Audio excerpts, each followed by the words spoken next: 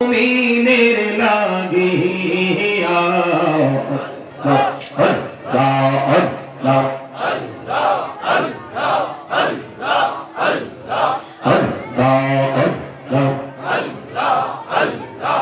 লা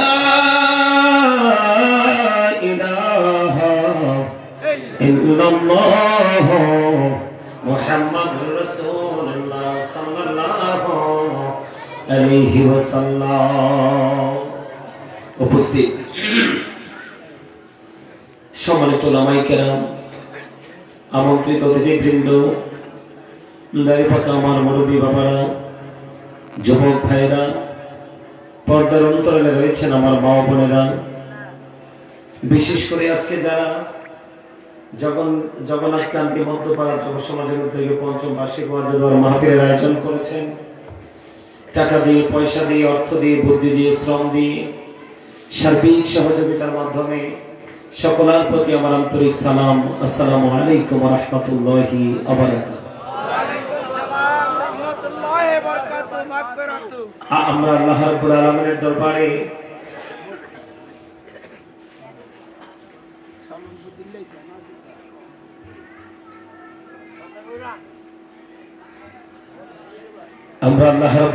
দরবারে লক্ষ কোটি শুকরিয়া জ্ঞাপন করছি যে মহান রব্বুল আলামিন আজকে আমাদেরকে এই গ্রামের অন্য সকল মানুষগুলোর মধ্যখান থেকে বাছাই করে শারীরিক এবং মানসিক সুস্থতা নিয়ে এই জান্নাতের বাগানে আসার বসার তৌফিক দিয়েছেন এবং আল্লাহ হাবিবের শানে কয়েক মর্তবা দুরূদ ও সালাম, আল্লাহ জিকির করার তৌফিক আল্লাহ আমাদেরকে দিয়েছেন। সে শুকরিয়া তান সকলে একবার পড়ুন আলহামদুলিল্লাহ। এই তোমার আমি আঙ্গুল দিয়ে ইশারা দিছি, এটা কি তোমার এখানে বসে বসে ভোট খাওয়ার জায়গা? তুমি এখানে বসে বসে ভোট খাইলে তুমি এখানে আসছো কেন? এটা কি ভোট খাওয়ার জায়গা, পান খাওয়ার জায়গা, নিজের পার্সোনাল কথা বলার জায়গা, আর স্টুপিডের মতো হাসার জায়গা?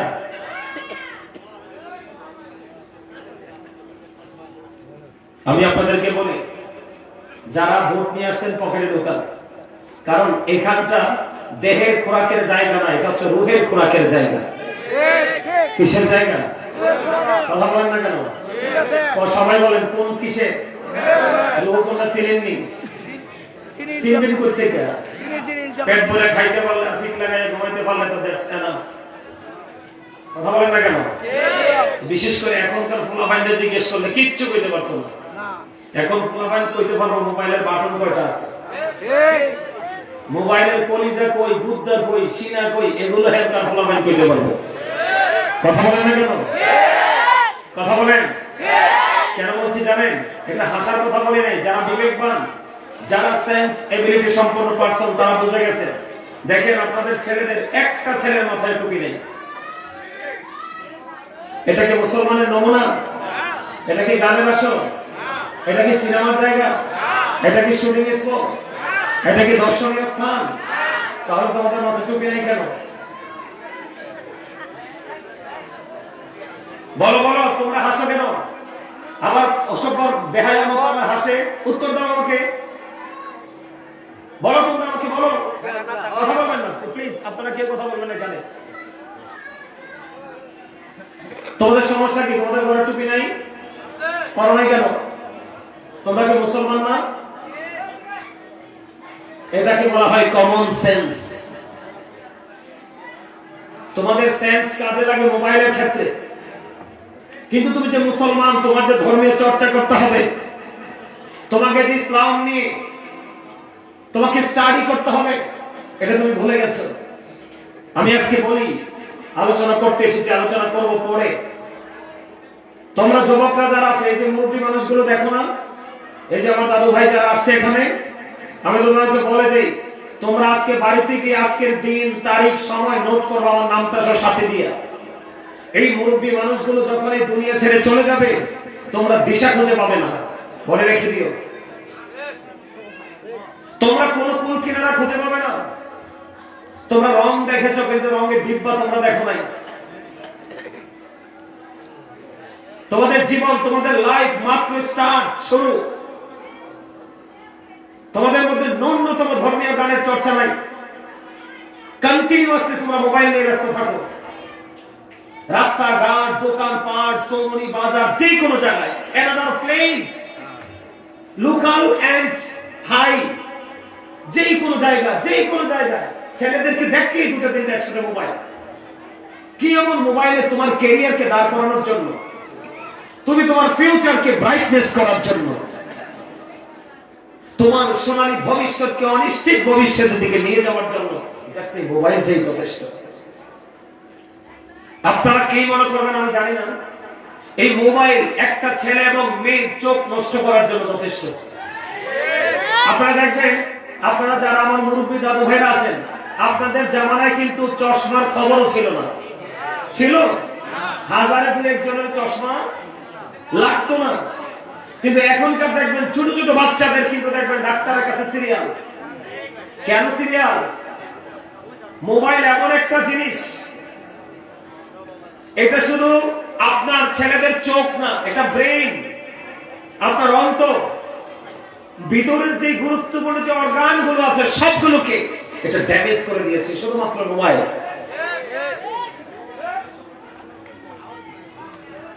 আমার কথা আপনারা বোঝেন? যুবকদেরকে বলি, যুবক ভাইরা তোমরা শোনো, এই মুরব্বী মানুষগুলো দুনিয়া ছেড়ে চলে যাওয়ার পরে তোমাদের অবস্থা কোন দিক দিয়ে তোমরা ভালো করতে পারবে না। এখন ভালো আছে মুরব্বীদের কারণে। আমি বলি, আপনারা শুধু শোনেন, আপনাদের এই যে মুরব্বী মানুষগুলো আছে এরা কিন্তু এখন হাঁটতে পারে না, কিন্তু হাইয়া আলাইহিস সালাম বলে মসজিদের দিকে দৌড়ায়। কিন্তু তোমরা ইয়াং, তোমরা স্ট্রং, তোমরা যৌবনে পা দিয়েছো, তোমাদের সবকিছু এখন মানে অত্যন্ত স্ট্রং, কিন্তু তোমরা আল্লাহর কাছে নাই, টোটালি নাই। এখানে ইমাম সাহেব আছেন মসজিদে, আপনি বলেন তো কয়টা ছেলে মসজিদে আছে? কয়েকজন আছে? 15-20 জন আছে, বাকি তারা? আমার উত্তর ঠিক মতো হয় নাই, আপনি আমার উত্তর দিতে পারেন নাই। আপনি বললে হইব নাকি? এই বাংলাদেশ শুধু আপনার না, আমারও। ঠিক না বলেন? আমি একটা মসজিদের খতিব মিয়া, ছেলেরা সবসময় প্রত্যেকটা পবিত্র কাজের পরে আর যাও আসে, তারা মনে হয় শুটিং দেখতে আসছে। আমি তোমাদের কি বলি, আমি এরকমই। এখন নরম করে প্রেমময় ভাবে কথা বলার মানুষ নাই, কারণ প্রেম হচ্ছে তাদের অন্তর ভরা। এই যে মুরব্বি, তাদের অন্তর ভরা হচ্ছে আল্লাহ রাসূলের প্রেম ভালোবাসায় ভরা। আর তোমরা ম্যাক্সিমাম যুবক, আমি সবাইকে বলছি না, ভালো তো অবশ্যই আছে, তবে খারাপই বেশি। কথা বলেন? তোমরা যারা যুবক ভাইরা আছো, তোমরা খেয়াল করো আমার কথাগুলো। ম্যাক্সিমাম যুবকের অন্তর হিংসা, নোংরামি আর আত্মগরিমায় ভরা। ঠিক কেন বলেন? সম্মানিত উপস্থিতি, আমি আপনাদেরকে বলি, এটা হাসির জায়গা না। Don't smiling everybody. বিনীত ভাবে অনুরোধ করবো, কেউ হাসবেন না প্লিজ। এই জায়গাগুলো সেন্সলেস পারসনদের জন্য নয়, এই জায়গাগুলো হচ্ছে সেন্স এবিলিটি সম্পন্ন পারসনদের জন্য। তার মানে এটা বিবেকবান মানুষ এখানে আসবে, বিবেকহীনরা এখানে আসবে না। মনে রাখবেন, নামাজ পড়লেই নামাজি হওয়া যায় না, রোজা রাখলেই শুধু রোজাদার হওয়া যায় না, মাহফিলে শুধু আসলেই শ্রোতা হওয়া যায় না, দান করলেই দানবীর হওয়া যায় না।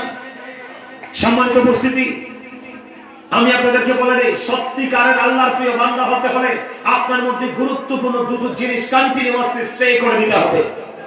কয়টা? একটা হলো ঈমান আর একটা হলো তাকওয়া। আমি বলিনি,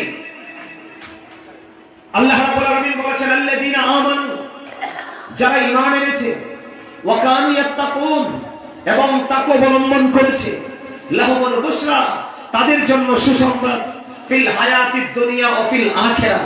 দেখেন, আল্লাহ রাব্বুল আলামিন গুড নিউজ দিয়েছে ঈমানদারদের জন্য, প্রেজেন্ট এন্ড ফিউচার, বর্তমান এবং ভবিষ্যৎ। এই দুটো সময়, দুটো কালের জন্য আল্লাহ রাব্বুল আলামিন আপনাকে আমাকে শুভ সংবাদ দিয়েছে। কখন? যখন আমার ঈমান হবে মজবুত। আজকে যাদের মজবুত ঈমানদার, যারা মজবুত ঈমানদার, তারা ঘর থেকে বের হওয়ার আগে চিন্তা করেছে, আমরা কিন্তু কোন শুটিং স্পটে যাই নাই, আমরা যাচ্ছি জান্নাতের বাগানে। আপনারা দেখেন, কয়টা ছেলের গায়ে আতরের ঘ্রাণ পাবেন? খোঁজ নিয়ে দেখেন, কয়টা ছেলের বডিতে আপনি আতরের সুঘ্রাণ পাবেন? নাই। কয়টা ছেলের মাথায় আপনি টুপি দেখবেন? নাই। আপনি সবচেয়ে অবাক লাগে, সবচেয়ে লজ্জাজনক বিষয় হলো আল্লাহর কাছে সবচেয়ে নিকৃষ্ট জায়গা হলো বাজার, আর সবচেয়ে উৎকৃষ্ট জায়গা হলো মসজিদ।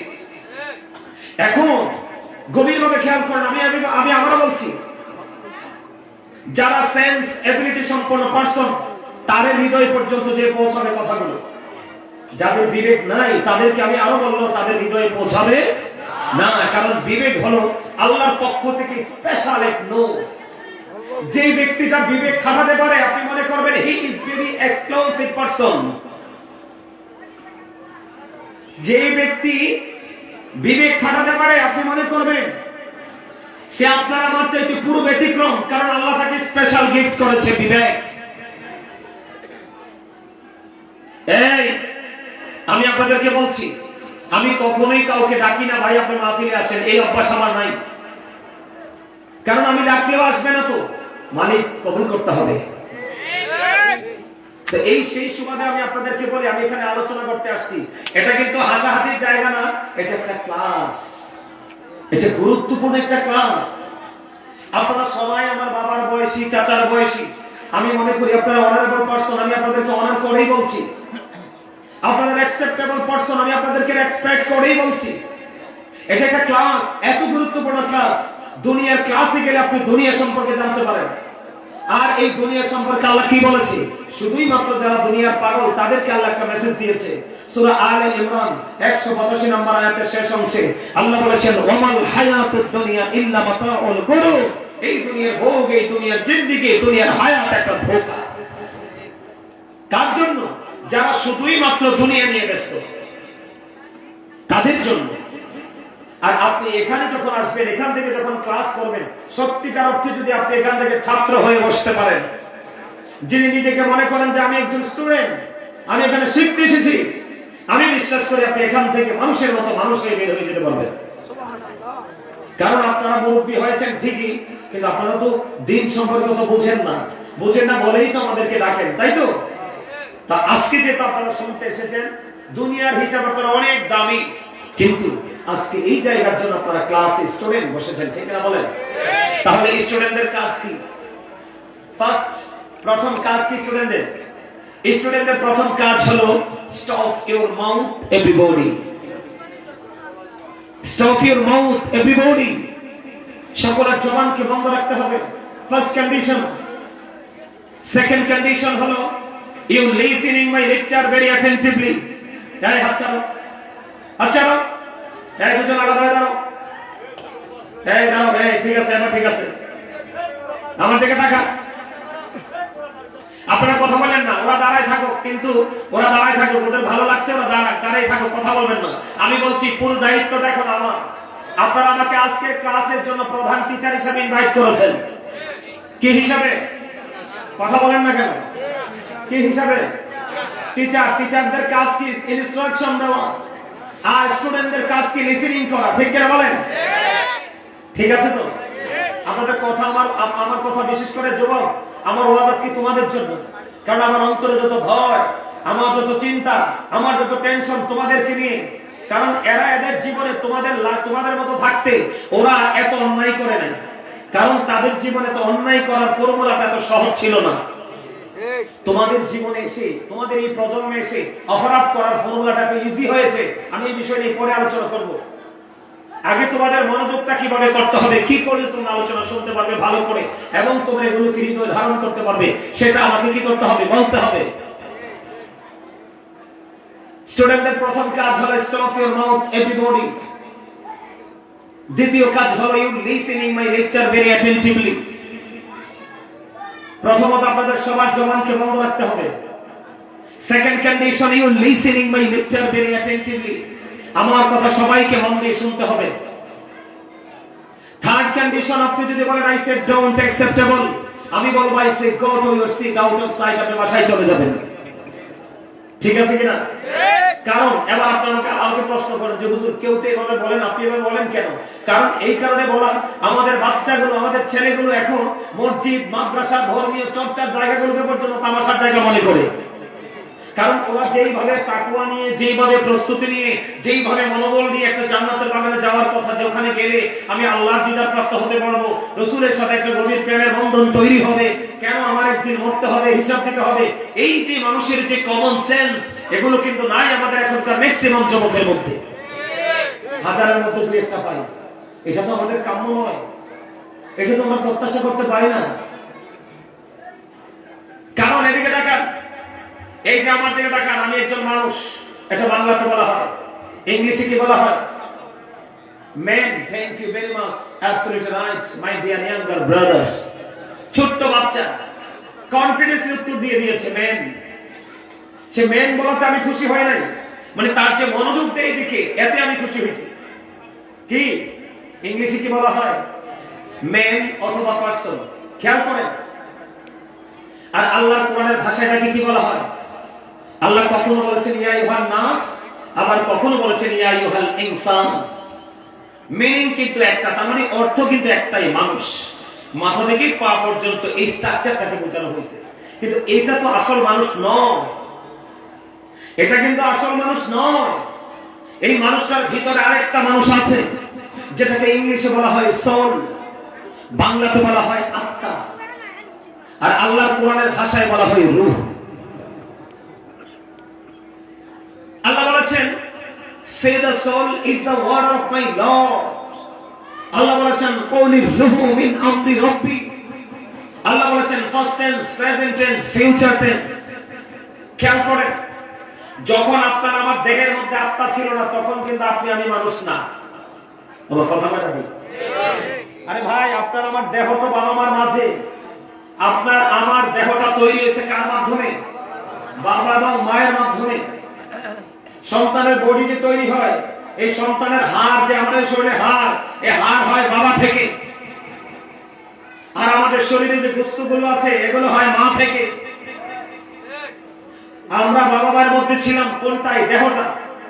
কিন্তু এই দেহটাকে যেটা পরিচালনা করবে, এই রূহটা তো এখনো পর্যন্ত রূহের জগতে। তখন কিন্তু আপনি আমি মানুষ ছিলাম না। আপনাকে আমাকে আব্দুর রহিম কি কেউ বলছে? করিম কি কেউ বলছে? জব্বার কি কেউ বলছে? বলে নাই, কারণ আমার তো প্রাণে নাই, কারণ আমার রূহটা হলো আসল মানুষ। যখন দেহ থেকে রূহ, ওখান থেকে রূহটা আপনার আমার দেহে আসলো, তখন কিন্তু বাবা মা নাম রাখলো, আত্মীয় স্বজন মিলে সুন্দর একটা নাম রাখলো। ওই নামে এখনো পর্যন্ত আপনাকে আমাকে ডাকা হচ্ছে। আপনার আমার আরেকদিন নামের আগে যুক্ত হবে কি? মরহুম। খেয়াল করেন, I am dead, you are dead। আমি, আপনি, আমরা সবাই মৃত হয়ে যাব। কখন?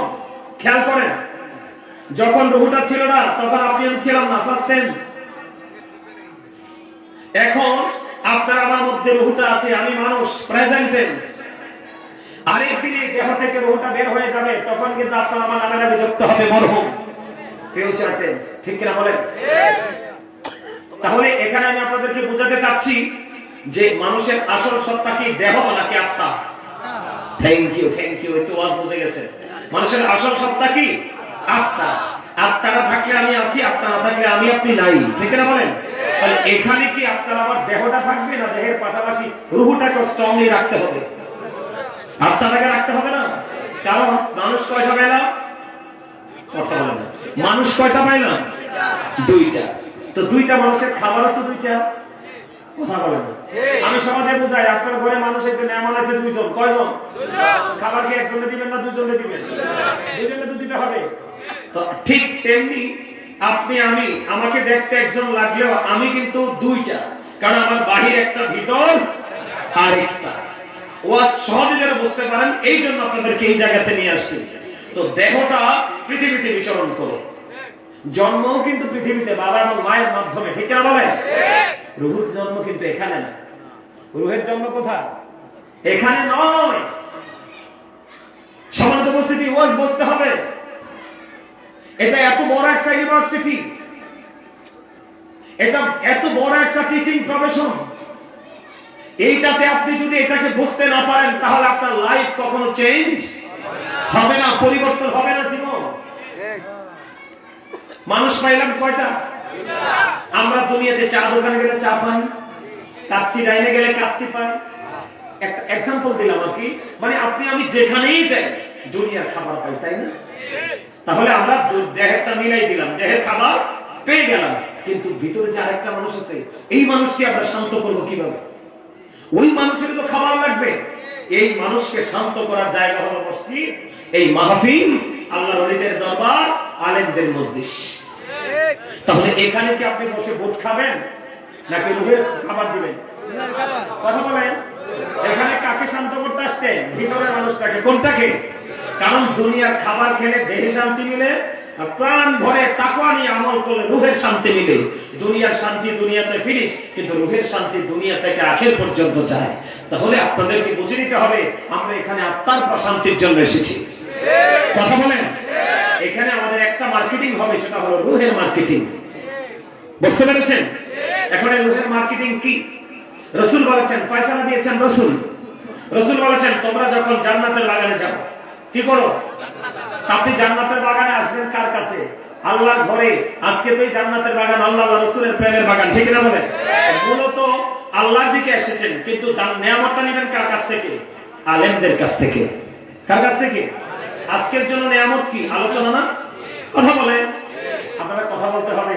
আল্লাহ কিন্তু বুট খাওয়ার জন্য জবান দেয় নাই, আল্লাহ কিন্তু পান খাওয়ার জন্য জবান দেয় নাই, বিয়ের বাড়িতে গিয়ে সুস্বাদু খাবার দেওয়ার জন্য মুখ দেয় নাই, আল্লাহ কিন্তু চা দোকানে চা খাবার মানুষের বদনাম করবে এই জন্য জবান দেয় নাই। যুবক ছেলেদেরকে বলতেছি, 8-10 জন মিলে কোলাহল পরিবেশে গিয়ে নিজের মন মতো অপ্রাসঙ্গিক অগ্রহণযোগ্য বক্তব্য দিবে এই জন্য জবান দেয়নি। আল্লাহ রাব্বুল আলামিন জবান দিয়েছে কি জন্য? আল্লাহ বলেছেন remember me then I will remember you. Allah রাব্বুল আলামিন বলতেছেন তোমরা আমাকে স্মরণ করো, আমি তোমাদেরকে স্মরণ করব। ফাযকুরুনি আযকুরুকুম। জোরে কোন আল্লাহু আকবার।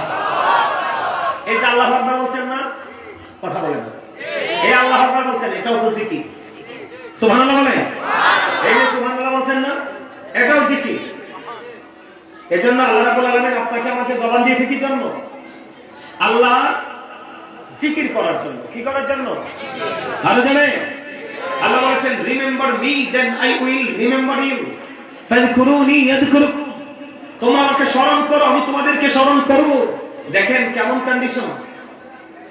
গুরুত্ব দিয়ে শুনেন যুবক ভাই, তোমাদেরকে বলছি তোমরা ভালো করে শোনো। আল্লাহ কেমন শর্ত দিয়েছে? আল্লাহ বলেছেন রিমেম্বার মি। আল্লাহ কিন্তু নিজের দিকে ইঙ্গিত করেছেন। কার দিকে? আল্লাহ নিজের দিকে বলেছেন রিমেম্বার মি।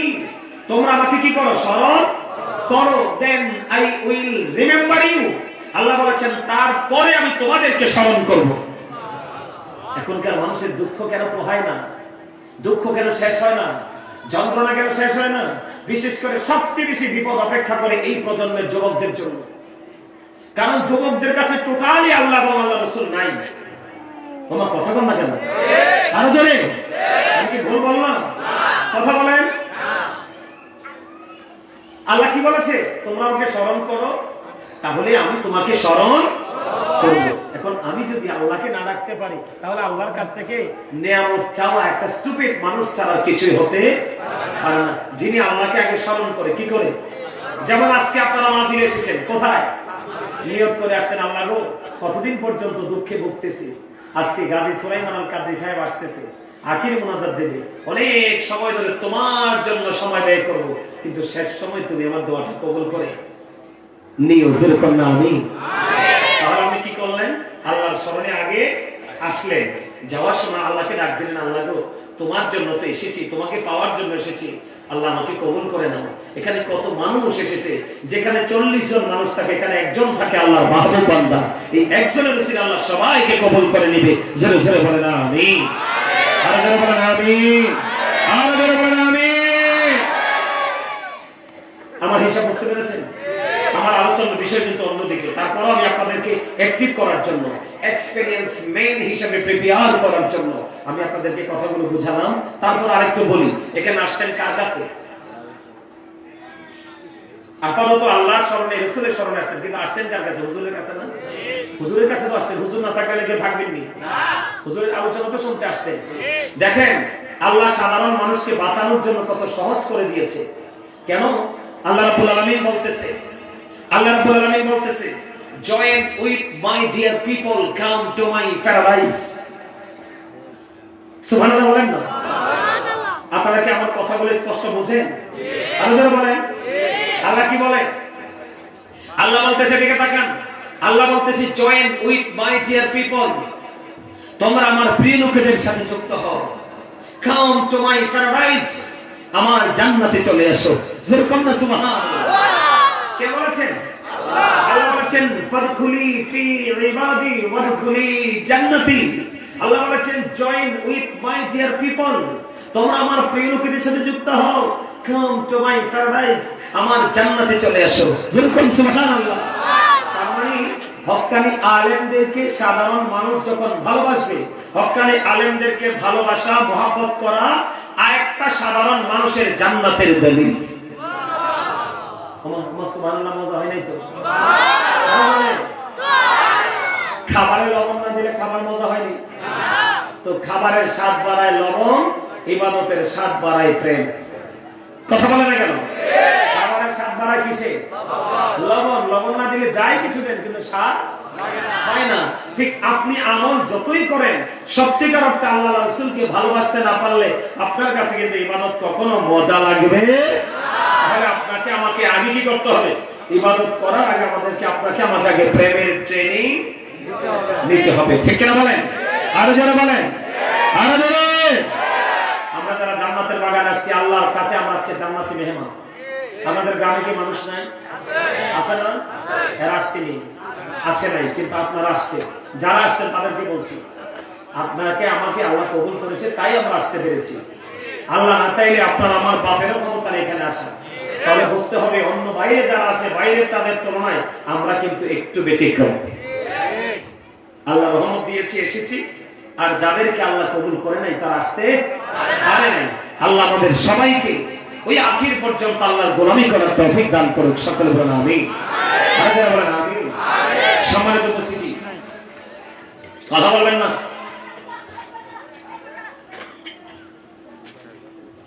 আমি আপনাদেরকে বলে দিকে তাকান, আল্লাহর যে হুকুমগুলো আমাদের কাছে আছে। আমি আজকে আলোচনার শিরোনাম, আজকে হেডলাইন দিয়েছি কি জানেন? আমি আজকে আমার আলোচনার শিরোনাম দিয়েছি ইয়া আইয়ুহাল্লাযীনা আমানু কু আনফুসাকুম ওয়া আহলিকুম নার। আল্লাহ বলেছেন, O believers, save yourself and your families from the fire.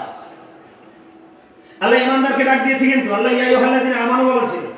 আল্লাহ ইয়া আইয়ুহাল ইনসান, ইয়া আইয়ুহান নাস বলে নাই।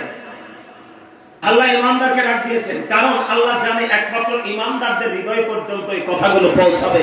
যারা বেঈমান, কাফের, মুশরিক, মুনাফিক, তাদের কাছে এই কথাগুলো পৌঁছাবে না, এবং তাদের কাছে পৌঁছালে তারা গ্রহণ করবে না। এইজন্য আল্লাহ রাব্বুল আলামিন বলেছেন, ইয়া আইয়ুহাল্লাযীনা আমানু, O believers, save yourself and your families from the fire.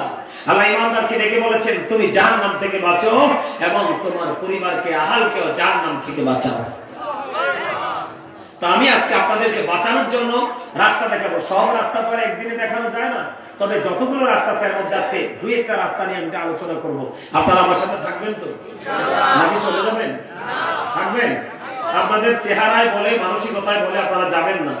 আর তাৎক্ষণিক প্রতিকূলতা সৃষ্টি হলে তো বের হতে হবে, এটা আল্লাহর হুকুম। কিন্তু আপনাদের কারো যাওয়ার তো ইচ্ছা নাই।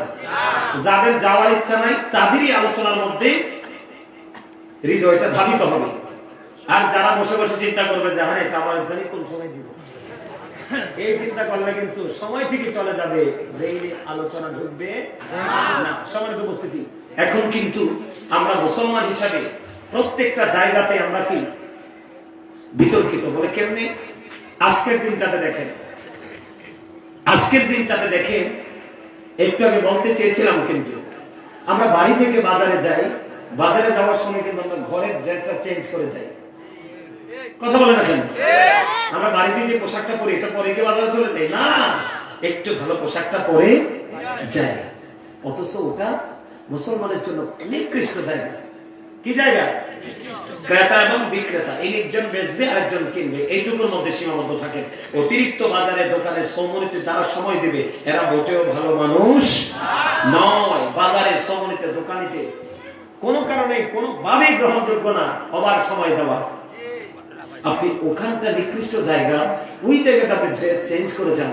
অথচ আজকে কত সুন্দর জান্নাতের বাগান, আপনি জান্নাতের বাগানে এসেছেন, আপনার যে কমন যে ড্রেস চেঞ্জ করতে পারেননি।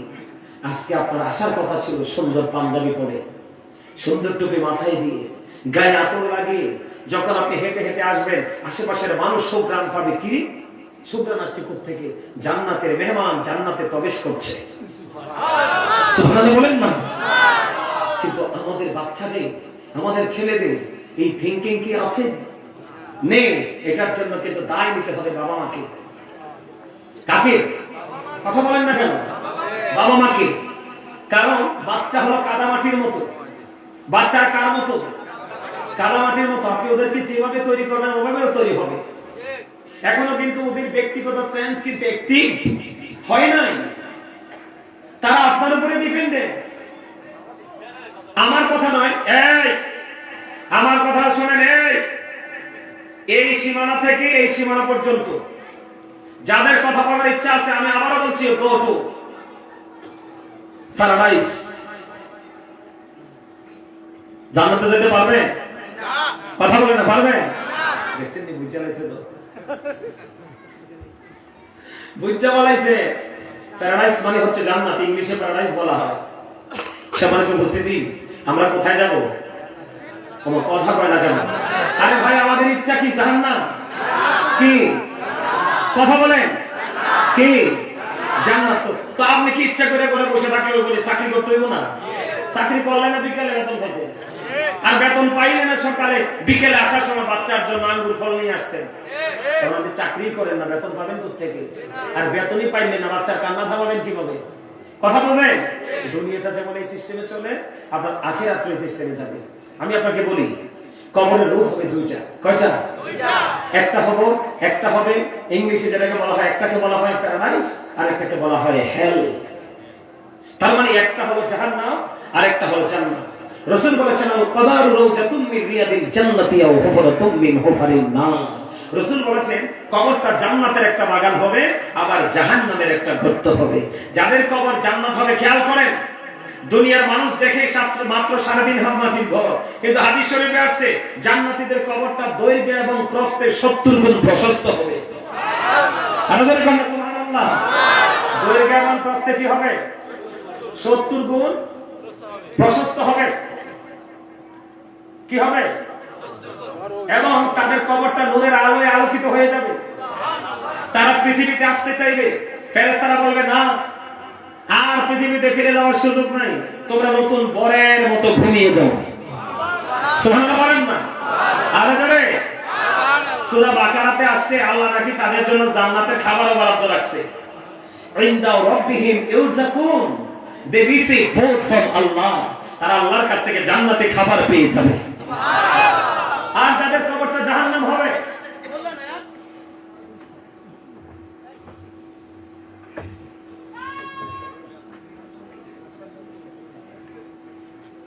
আপনারা তো, আমি তো আপনাদের ফ্যান্ডেলে পছন্দ করি না। আমি আসার পরে বিশ্বাস করেন, কালকে মনে হয় আপনাদের মাহফিলের চাইতে 10 গুণ বড় প্যান্ডেল ছিল। কানায় কানায় ছিলেন। আমি তো এই প্যান্ডেল দেখে বিশ্বাস করেন একটা বেকুব হয়ে গেল। এত দূরত্বে এসে যদি এত ছোট প্যান্ডেল, মানুষ আগে করতে গেলে। আপনারা একটা কাজ করেন, ওই চেয়ারগুলো এদিক দিয়ে দেন। চেয়ারগুলো নিয়ে আসেন, যারা মুরব্বী, এই চেয়ারগুলো এদিক দিয়ে দেন। আর বাবা, তোমরা যারা ছোট আছো, তোমরা নিচে বসে যাও।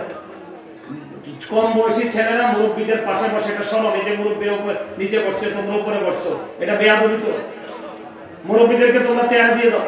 এই আপনারা মুরব্বীর উপরে কথা বলেন। দাদু ভাই আসেন, আপনারা মুরব্বীর উপরে আসেন। এই দাদু ভাই আসেন, আপনারা মুরব্বীরা আসেন, উপরে আসেন, কয়েকজন আসেন। ওমান হালে মানুষ যাবে তো না, আপনারা উপরে আসেন। সব থেকে বিশাল স্পেস।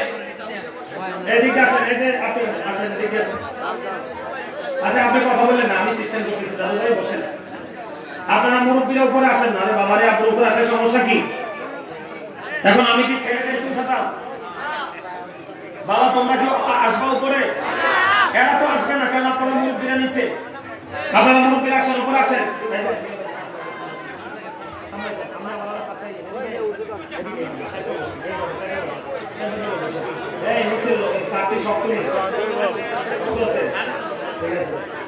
আপনারা সবাই সামনে আসেন। আসেন আসেন, একবারে আমার সামনে চলে আসেন, একবারে কাছে আসেন। ইয়া রাসূলুল্লাহ, ইয়া হাবিবাল্লাহ, ইয়া রাসূলুল্লাহ, লা ইয়া রাসূলুল্লাহ ইয়া হাবিবাল্লাহ আমার মতে নিদান কালে আসিও নবী গো আমার শিয়রে দেখিব আপনাকে আপন নজরে ইয়া রাসূলুল্লাহ লা ইয়া রাসূলুল্লাহ লা ইয়া রাসূলুল্লাহ ইয়া হাবিবাল্লাহ ইয়া রাসূলুল্লাহ الصلاة والسلام عليك يا رسول الله ترجلكم الحمد لله এই আপনি বসেন বসেন বসেন আপনাদেরকে বলছি আমি সামনে আসার জন্য সামনে আসার মানে কি পিছনটা খালি করব আমার যে ভাই ওই যে অনেকে দাঁড়ায় আছে তাদেরকে বসার সুযোগ করে দিব এই যে আপনারা বসছেন আপনাদের ডানে বামে যথেষ্ট ফ্রি জায়গা আছে এটার সামনে আগে এইভাবে বসতে তো লাভ হলো না ওই সাইকেল সামনে আপনারা এই আমি একটু আগে বিবেকের কথা বললাম না বিবেক সুন্নিয়ত মানে কি জানেন এই সুন্নিয়ত মানে কি জানেন আমি যদি বসি বসার পরে যদি আমার ডাইনে বামে জায়গা থাকে আমি আরেকটা ভাইকে বসার জায়গা করে দিব এটাই হলো সুন্নাত কি এটাই কি আমি বসে রইলাম ফ্রি ভাবে একটু ফ্রি ভাবে বসে রইলাম কিন্তু আমার সামনে ডানে বামে মানুষ বসতে পারছে না জায়গা থাকার পরও তাইলে আরেকজনকে কষ্ট দেওয়া হলো সুন্নিয়ত নয়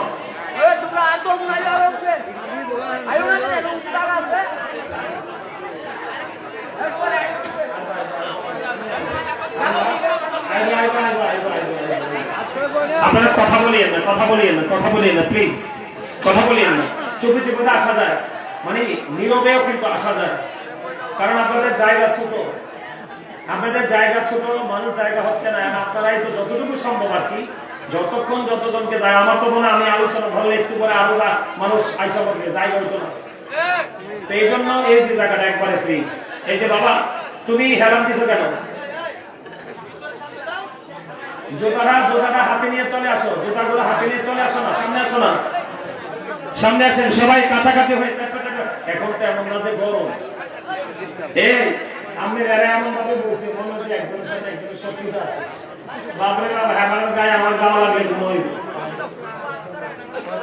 কথা বলে কেন এই যে করোনা ভাইরাস আসছিল না সরকারের পক্ষ থেকে কি বলা হয়েছে কথা বল না কেন একের গুরুত্ব করে দাঁড়াইতো না আমি তখন আমার দিকে তাকান আমি তখন কুমিল্লা মেডিকেল কলেজে জমা পড়ে তখন এইদিকে ময়নামতি মেডিকেল কলেজ আর এইদিকে কুচাইতলী মেডিকেল কলেজ মাঝখানে আমার মসজিদ বিশ্বাস করবেন কিনা জানি না মুসলিমদের কইছি আল্লাহ হাদিস শরীফের মধ্যে পাইছি কি জানেন আল্লাহ রাসূল বলছে আল্লাহ রাসূল বলছে যখন কোন মহামারী আসে তোমরা এখান থেকে বের হইও না আবার এখানে কাউকে ঢুকতেও দিও না আল্লাহ রাসূল এটাও বলেছে একজনের রোগ আরেকজনকে আক্রমণ করে না তা আমি রাসূলের হাদিস জানার পরে আমি কইতাই যে তোমরা ফাঁকে ফাঁকে দাঁড়া আমি কইছি এই বড়া একটা রূপে একটা খাড়া সাই করো না কই দেই বিশ্বাস করেন এটার মধ্যে করোনা টেস্ট হয় আর এটার মধ্যে করোনা রোগী ভর্তি হয় ময়নামতি মেডিকেল কলেজে করোনা রোগী টেস্ট হচ্ছে আর কুচাইতলী মেডিকেল কলেজে করোনা রোগী ভর্তি হচ্ছে আর মাঝখানে আমার মসজিদ দুইটার বাতাসে আমার কি হওয়ার কথা বলছেন করোনায় মরা তো থাক দূরে একটা লোকের করোনা আক্রান্ত পর্যন্ত হয় নাই অথচ আশেপাশে অনেক লোক মারা গেছে কারণ আপনার ঈমান হচ্ছে আসল আপনার আত্মবিশ্বাস হচ্ছে আসল আপনার কনফিডেন্স হচ্ছে আসল আপনি যদি আজকে বিশ্বাস করেন বুখারী শরীফের হাদিস আপনি এখানে এসে যদি বিশ্বাস করেন আজকে আমি আল্লাহ রাসূলের প্রেমে এসেছি আল্লাহ আমার গুনাহ মাফ করে দিবে সত্যি আল্লাহ মাফ করে দিবে ইনশাআল্লাহ নিয়তের উপরে ডিপেন্ড করে কিসের উপরে নিয়তের উপরে যেটা বলতে চাইছিলাম এদিকে তাকান কবর দুইটা রূপ কয়টা রূপ কবর কিন্তু একই রকম জাহান্নামীটা বলতে গিয়ে একটু অন্যদিকে চলে গেলাম জাহান্নামী যারা হবে কবর মাটিকে আল্লাহ ডাক দিয়ে বলবে মাটি চাপ দাও মাটি এমন ভাবে চাপ দিবে একবারে হাড় একটা ভেঙে আরেকটা হাড়ের মধ্যে ঢুকে যাবে সুবহানাল্লাহ ও মামা হাতে সুবহানাল্লাহ নাউজুবিল্লাহ বলেন না। আরে বলে কোন সময় সুবহানাল্লাহ বলতে হবে এটা বুঝে কইতে হইব কিন্তু এদের তো জান শেষ হয়ে যাইতে আছে কবর হাতের আড্ডি একটার মধ্যে একটা ঢুকে যাইতেছে এত তো চিৎকার করতে করতে জান শেষ। নাউজুবিল্লাহ বলেন। আরো যারা বলে শুনেন, কবরটা এত নির্মম হবে, কবরটা এত ভয়ঙ্কর হবে, এই কবরে না যাওয়া পর্যন্ত মানুষ বুঝবে না। সবচেয়ে বড় দুঃখজনক খবর কি জানেন? সেই লোকটা চিৎকার করবে, হাহাকার করবে, সাহায্য কামনা করবে, কিন্তু তার জন্য কোনো সাহায্য বাজেট হবে না। আমি বলি না কেন হবে না। কোরআন শরীফের 19 পারা সূরা শুআরা 88 নম্বর আয়াতে আল্লাহ বলেছেন, ইয়াউমা লা ইয়ানফাউ মালু ওয়ালা বানুন। আপনার ওই ফিউচারে ধন সম্পদ সন্তান সন্ততি কোনো কাজে লাগবে না। নাউজুবিল্লাহ বলেন না। এখনকার মানুষ তো সন্তান এবং সম্পদের জন্য আল্লাহ রাসূল বলে গেছে শুধু টাকা, কেন অথচ এই টাকা এবং সন্তান একটাও কোনো কাজে আসবে না। নাউজুবিল্লাহ বলেন না। আরো জোরে। সবার উপস্থিতি লোকটা চিৎকার করতে থাকবে, কান্না করতে থাকবে, কি হবে জানেন? আল্লাহ বলেছেন লা ইয়ামুতু, মরতে পারবা না, ওপারে আর মরার সুযোগ নাই, মৃত্যু একবারে হয়েছে দুনিয়া। কত ভয়ঙ্কর খবর দেখেন। আল্লাহ বলেছেন লা ইয়ামুতু, people will not die this day, সেদিন মানুষ মরতে পারবে না। আল্লাহ বলেছেন ফিহা ওয়ালা ইয়াহইয়া, people will not be able to live that day, সেদিন মানুষগুলো আর বাঁচতেও পারবে না। আল্লাহ বলেছেন ওমা হুম আনহা বিগাইবিন, people will not be able to escape that day, সেদিন মানুষগুলো সেখান থেকে আর পালাতেও পারবে না। নাউজুবিল্লাহ বলবেন না একবার বলেন আল্লাহু আকবার। বাঁচার সুযোগ নাই, মরার সুযোগ নাই, পালাবারও আবার কারো কাছ থেকে সহযোগিতা নেওয়ারও নিবেন কি? যার জন্য করছেন সম্পদ এবং সন্তান। আল্লাহ রাসূল কি আল্লাহ কি বলছেন? দুইটার একটাও কাজে লাগবে না। এখন আপনি কি কাউকে দায়ী করতে পারবেন সেদিন? কথা বলেন না। আল্লাহ বলেছেন ইন্নাল্লাহা লা ইয়াজলিমুন নাসা শাইয়্যান ওয়ালাকিন্নান নাসা আনফুসাহুম ইয়াজলিমুন। আল্লাহ বলেছেন আল্লাহ বান্দার উপর জুলুম করে না, অত্যাচার করে না, বান্দা নিজেই নিজের উপর অত্যাচার করে। আজকে যারা জুলুম কিন্তু অনেক রকমের, আজকে যারা মাহফিলে সময় থাকার পরেও আসে নাই, তারাও কিন্তু তাদের উপরে জুলুম করেছে। কারণ আজকের এই সময় তাদের আল্লাহর জন্য কুরবানি করার কথা ছিল, কিন্তু তারা আল্লাহর জন্য, রাসূলের জন্য কুরবানি না করে তারা মোবাইলের জন্য কুরবানি করলো। কথা বলেন, এটার জবাবও কিন্তু আল্লাহর কাছে দিতে হবে। কারণ মানুষের জীবনের সময়গুলোর হিসাব দিবে আল্লাহ অত্যন্ত গুরুত্ব দিয়ে। জীবনের সময়ের হিসাব কেমনি দিবে? এর মধ্যে সবচেয়ে ভয়ঙ্কর হিসাব হবে যৌবনকালের হিসাব। নাউজুবিল্লাহ বলেন না। এই জন্য বলেছি যুবকরা টোটালি ইসলামের আইন বিধান থেকে দূরে। আমাদেরকে এই ইসলামের আইন, ইসলামের রং লাগাতে হবে। এটার জন্য ওই যে বলছিলাম দায়ী হচ্ছে বাবা মা।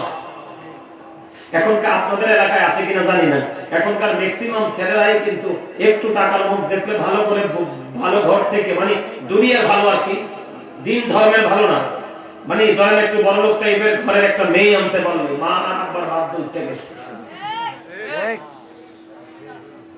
আপনাদের এই এই মাথাভাঙ্গাতে আছে কিনা জানি না, জগন্নাথ কান্দি এটা, এই জগন্নাথ কান্দিতে আসেনি মা বাবার কষ্ট দিয়ে জীবুতে আছে, বিয়ে করার পরে এটা বেশি হয়। আর একটা দুঃসংবাদ হলো বাংলাদেশের যতগুলো বাবা মাকে বৃদ্ধাশ্রমে দিয়েছে, কোন মেয়ে কিন্তু বাবাকে মাকে বৃদ্ধাশ্রমে দেয় নাই। নিজে হ্যান খাইলে হ্যান খাইয়া মারে পালে, কিন্তু ছেলে অফিসার হইলে মা আর বাবার ঠিকানা হয় বৃদ্ধাশ্রম। এটার জন্য কষ্টের জন্য দায়ী হলো ছেলেরা, ঠিক না বলে? এই যুগের বাবা মা ছেলে হইলে মনে হয় চাঁদ আসছে, আর মেয়ে হইলে তো কেউ জানাই না। কথা বলে না কেন? এটার জন্য দায়ী কেন বললাম? বাবা মা। আল্লাহ রাসূল বলেছেন আদিবু আওলাদাকুম আলা তামাতি খিসালিল হুব্বি নাবিকুম ওয়া হুব্বি আহলি বাইতিহি ওয়া আলা কিরাতিল কুরআন। রাসূল বলেছেন বাবা মাকে বলি, every parent should take care of their children very carefully. প্রত্যেকটা পিতামাতা উচিত তাদের সন্তানের দায়িত্ব যত্ন সহকারে পালন করা। প্রত্যেকটা বাবা মা এখনকার বাবা মা সন্তানের দায়িত্ব পালন করে না বলে এই প্রজন্মের বাচ্চা কাচ্চা ম্যাক্সিমামই বেয়াদব হয়। এটার জন্য দায় বাবা মাকে নিতে হবে। কেন আমি বলি, সম্মানিত উপস্থিতি, আমার কথা শোনেন। বাচ্চা যখন পৃথিবীতে আসবে বন্ধু, বাচ্চারা যখন পৃথিবীর বুকে আসে, আমার আপনার প্রাণের রাসূল তিনি বলে দিয়েছেন, বাচ্চা পৃথিবীতে আসার পরে ছেলে হোক বা মেয়ে হোক, তুমি তোমার বাচ্চাটার কানে আযান দিয়ে দাও। এখনকার কয়টা বাচ্চা বন্ধু কানে আযান পায়? ম্যাক্সিমাম বাচ্চা দুনিয়াতে আসার আগেই বন্ধু সিজারে দুনিয়াতে এসে যায়। কথা বলেন না কেন বন্ধুরে আমার? বলে হুজুর আযান কেন দিতে হবে? আমার রাসূল, আপনার রাসূল, মা খাতুনে জান্নাত ফাতেমা, ওনার কলিজার টুকরা হযরত হাসান রাদিয়াল্লাহু তাআলা আনহু যখন এই দুনিয়ার বুকে বন্ধু কদমটা বাড়িয়ে দিল, আমার রাসূল হাসান রাদিয়াল্লাহু তাআলা আনহুর কানে আযান দিয়েছে। সুবহানাল্লাহ বলেন না? হাসান রাদিয়াল্লাহু তাআলা আনহু কে? হে যুবক, তোমরা যারা এখানে এসেছো, আমি বলবো ইউ আর ভেরি লাকি। এই কারণে বলবো, আমার রাসূল বলেছেন আল হাসান ওয়াল হুসাইন সাইয়্যিদা শাবাবি আহলিল জান্নাহ। আমার রাসূল বলেছেন Imam Hasan and Husain are the leader of younger people in জান্নাহ। আমার রাসূল বলেছেন, যেই যুবকেরা দুনিয়াতে ঈমান নিয়ে, যেই যুবকেরা দুনিয়াতে আমল নিয়ে, যেই যুবকেরা দুনিয়ার বুকে আল্লাহর রাসূলের সাথে প্রেমের ডোরে লাগাইয়া মৃত্যুবরণ করবে, আমার রাসূল বলেছেন, যুবক, ও জগন্নাথ কান্দির যুবক রে, তোমাদের জন্য কোনো টেনশন নেই। রাসূল বলেছেন আল হাসান ওয়াল হুসাইন সাইয়্যিদা শাবাবি আহলিল জান্নাহ। Imam Hasan and Husain are the leader of younger people in জান্নাহ। ইমাম হাসান হুসাইন দুই ভাই, জান্নাতে তোমরা যুবকদের সরদার হবে। সেই হাসান রাদিয়াল্লাহু তাআলা পৃথিবীতে আসলো, আমার রাসূল তার কানে আযান দিয়ে দিল। এখন বলেন কয়টা বাবা মা আযান দেয় বাচ্চার কানে? এটা তো ভুলে গেছে এখন, ঠিক না দাদু ভাই? কথা বলেন না বন্ধু? শুধু এখানে একান্ত নয়, আমার দিকে তাকান। বাচ্চারা যখন পৃথিবীতে আসলো, একটা মেয়ে যখন আসলো, 7 দিন হলো দুনিয়াতে আসলো, 7 দিন যখন হলো, রাসূল বললেন, আমি কিন্তু বাবা মার কর্তব্য সন্তানের প্রতি কি এটা বলছি। 7 দিন যখন হলো বাচ্চা দুনিয়ার বুকে আসলো, রাসূল বললেন, মেয়ে যদি হয় ধর্মীয় নাম রাখো। নাম রাখার পরে 7 দিনে বাচ্চাটার মাথার চুলগুলো ফেলে দাও, এবং মেয়ে হলে 1 বছরের একটা ছাগল দিয়ে তুমি আকিকা দিয়ে দাও। ছেলে হলে 1 বছরের 2টা ছাগল দিয়ে আকিকা দিয়ে দাও। বন্ধুরে আমার, এরপরে চলে গেল এই সাবজেক্টটা। এরপরে রাসূল বলে দিলেন, মা যারা হয়েছে, যারা গর্ভে সন্তান ধারণ করেছে, মাকে বলা হয়েছে, মা তুমি তো মা হয়েছে, তোমার তো দায়িত্ব আছে, কর্তব্য আছে। রাসূল বলেছেন, কমপক্ষে 24 মাস ধরে তোমার বাচ্চাটাকে তোমার বুকের দুধ খাওয়াও। বন্ধু, এখন এমন হতভাগা সন্তান দুনিয়ার বুকে আসে, দেখবেন ম্যাক্সিমাম সন্তান ফিটারে বড় হয়। কথা বলেন না কেন? এই কারণে বন্ধু, এখনকার ছেলেরা ম্যাক্সিমামই বাবা মার অবাধ্য। কারণ তোমার বাচ্চা দুনিয়াতে আসার পরে তুমি একটা আইন আল্লাহ এবং আল্লাহর রাসূলের কথা মতো মানো নাই। যুবক বন্ধু, তোমাদেরকে বলে দিতে চাই, যুবক ভাইদেরকে তোমাদেরকে বলে দিতে চাই, তোমার মা বাবা কেমন করেছে তুমি তো জন্মের পরে বুঝতে পারোনি। আজকে আজ তুমি ব্রেইনে সাবাব দিয়ে যাও, কালকে যখন তুমি বাবা হবে, পুঙ্খানুপুঙ্খানুরূপে আল্লাহ আল্লাহর রাসূলের বিধানগুলো মানবে। তোমার বাচ্চা হবে 1000 বাচ্চার চাইতে একটা ব্যতিক্রম বাচ্চা।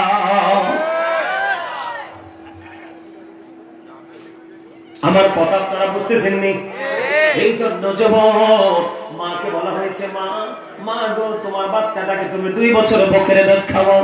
আপনি মা, আপনি রাসূলের কথা মানেননি, আল্লাহর কথা মানেননি, আপনার কথা আপনার বাচ্চা কেমন করে মানবে? এবার আসেন বন্ধু, বাচ্চার বয়স যখন ধীরে ধীরে 7 বছরে পা দিল, রাসূল বললেন, তুমি তোমার বাচ্চাটাকে নামাজের জন্য তাগিদ দাও। কি করো? ছেলে হোক বা মেয়ে হোক, 7 বছরে যখন পা দিল, তুমি তোমার বাচ্চাটাকে নামাজের জন্য তাগিদ দাও। দেখতে দেখতে 7টা বছর পার হয়ে গেল, 10 বছরে পা দিয়ে দিল। রাসূল বললেন তুমি তোমার বাচ্চাটাকে 10 বছরে যখন পা দিল, তুমি তোমার বাচ্চাটাকে কি করো? নামাজ না পড়লে হালকা পাতলা মায়ের দাও। কি করো? হালকা পাতলা মায়ের দাও। এবং তোমার বাচ্চাটা নামাজ না পড়লে তুমি তোমার বাচ্চাটার বিছানা কি করো? মায়ের দাও, এবং বিছানা তার আলাদা করে দাও। কিন্তু বন্ধু এখনকার মা বাবারা সেটা করে না। বাচ্চার যখন জবান ফোটে তখন তার হাতে ধরিয়ে দেব মোবাইল। কথা বলেন না কেন? আরো যারা বলেন, দেখবেন বাচ্চাটা খাবার খায় না, মা একটা গান দিয়ে বাচ্চাটাকে মোবাইলটা দিয়ে দিল।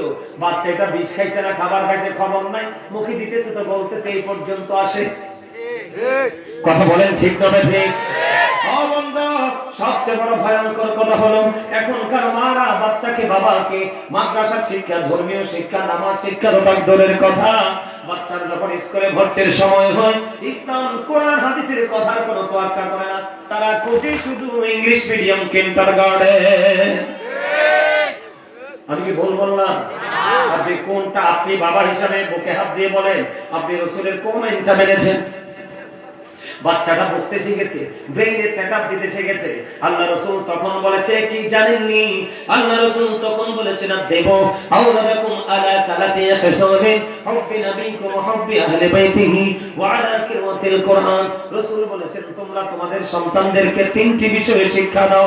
একটা হলো হুব্বি নবীকুম, নবীর মহব্বত শেখাও। এরপরে বলেছেন হুব্বি আহলি বাইতিহি, নবীর পরিবারের ভালোবাসা শেখাও।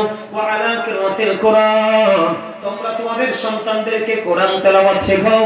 কয়টা বাবা নবীর প্রেম, নবীর আহলে বাইতের প্রেম যথাযথভাবে কোরআন তেলাওয়াত শিখিয়েছে? না না না, বন্ধু শিখায় নাই। আল্লাহ রাসূল আরো বলেছেন বাচ্চাটা ধীরে ধীরে বন্ধু বড় হতে লাগলো। কি হতে লাগলো? বাচ্চাটা ধীরে ধীরে বড় হতে লাগলো। তখন আপনার কাজ হলো বাচ্চাটাকে নৈতিক শিক্ষা দেওয়া, পারিবারিক শিক্ষা দেওয়া, সামাজিক শিক্ষা দেওয়া।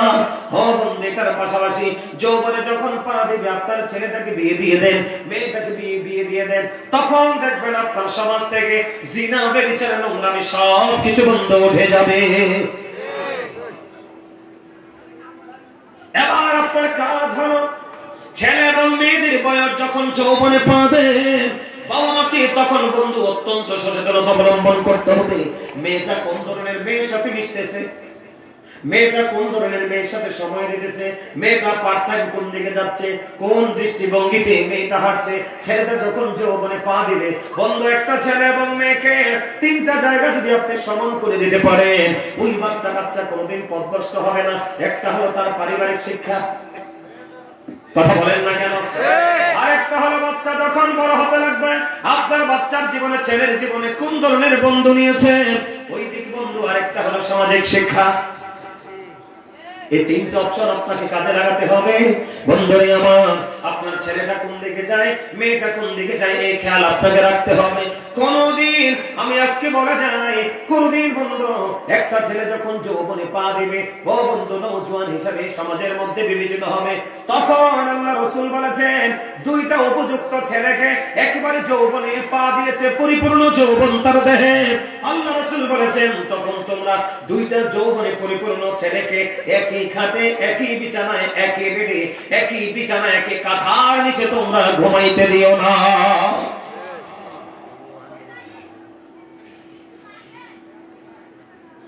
কথা বলিয়েন না, এই কথাগুলো কি শোনা দরকার না? কথা বলেন না, এগুলো কি দরকার না? নাকি বিরক্ত হন? কথা বলেন। আমাদের আওয়াজ তো এমন ভাবে দিতে হবে যেন আমি উৎসাহিত হই। আপনারা এমন আওয়াজ দিচ্ছেন মনে হয় যে আমার কথাগুলো পছন্দ হচ্ছে না। আমাদের সমাজে আগে তো শুধু জিনা হইতো। কি হইতো? আমার কথা বলেন, আগে কি হইতো? জিনা হইতো, ব্যভিচার হইতো। এখন কিন্তু সমকামিতা হয়। নজরুল বলেন কি হয়? আরো যারা বলেন না, সমকামিতা এটা সবচেয়ে চেয়ে নোংরা কাজ। নজরুল বলেন আরো জোরে। এই জায়গা থেকে বাঁচাতে হলে বাবা মাকে গুরুত্বপূর্ণ ভূমিকা নিতে হবে। কারণ উপযুক্ত ছেলে মেয়ে যখন কোন অন্যায় করবে, অপরাধ করবে, এই পাপের ভাগ কিন্তু বাবা মার ঘাটতিতে যাবে। কথা কি বুঝতে পেরেছেন? এই জায়গাটাতে একটু আলোচনা করতে চাই। বলো হুজুর গো, আমার তো ক্ষমতা নাই ছেলেটাকে বিয়ে করানো, ছেলেটা কিন্তু পরিপূর্ণ যৌবন আছে, টাকা আছে, বন্ধু আমার টাকা নাই, বউ ঘরে আনলে তাকে চালাবার মতো ক্ষমতা নাই, এই ক্ষেত্রে আমি কি করব? যুবক, আল্লাহ রাসূল বলেছে তোমরা বেশি বেশি করে রোজা রাখো। কি করো? বেশি বেশি করে রোজা রাখো। জিনা ব্যভিচারের সমকামিতা থেকে বাঁচতে হলে তোমাদেরকে একটা কাজ করতে হবে। যুবক বন্ধুদেরকে বলে দিতে চাই, আল্লাহ রাসূল বলেছেন নারী এবং পুরুষ উভয়ের জন্য একটা যুবক একটা যুবতী আর একটা যুবতীর লজ্জাস্থানের দিকে তাকাবে না, একটা যুবক আর একটা যুবকের লজ্জাস্থানের দিকে তাকাবে না। ও বন্ধু, আল্লামা ইবনে হাজার আসকালানী হাসান ইবনে জাকওয়ান থেকে তিনি বর্ণনা করেছেন, তিনি বলে দিয়েছেন তুমি যদি তোমার ক্যারেক্টার, তুমি যদি তোমার চরিত্রকে ফুলের মতো পবিত্র রাখতে চাও, সমাজের মধ্যে, দেশের মধ্যে বড় লোকের সন্তানের সাথে মিশা থেকে, বড় লোকের সন্তানের সাথে উঠা বসা করা থেকে তোমার সন্তানকে তুমি বিরত রাখো। জি নমুনা তো ভালো না, জি যে কইছেন এটা কি গ্রহণযোগ্য হয়েছে? এমন ভাবে জি কইছেন মনে হয় যে আপনাদের উপরে ঠাড়া পড়ছে। জি জোরে কম। The rich are not always happy. ধনীরা সব সময় সুখী নয়, কারণ ধনী লোকেদের মধ্যে থাকে he is a rich man but characterless. সে ধনী কিন্তু চরিত্রহীন। The man is poor but honest. লোকটা গরিব কিন্তু সৎ। কথা বলেন না কেন? Honesty is the best policy. সততাই হবে সর্বোত্তম পন্থা। জোরে কন্না সুবহানাল্লাহ। আরে বলেন না সুবহানাল্লাহ।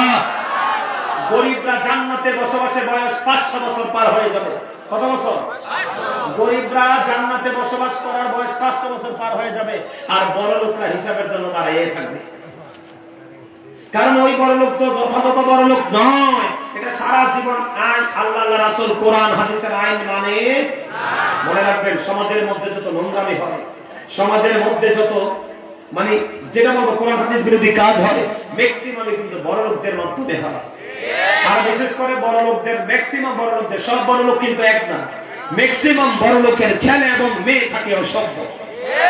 কোনো কথা বলে না, খারাপ কাজ করার পর আব্বার টাকা আছে ঢাকা দিয়ে দিবে।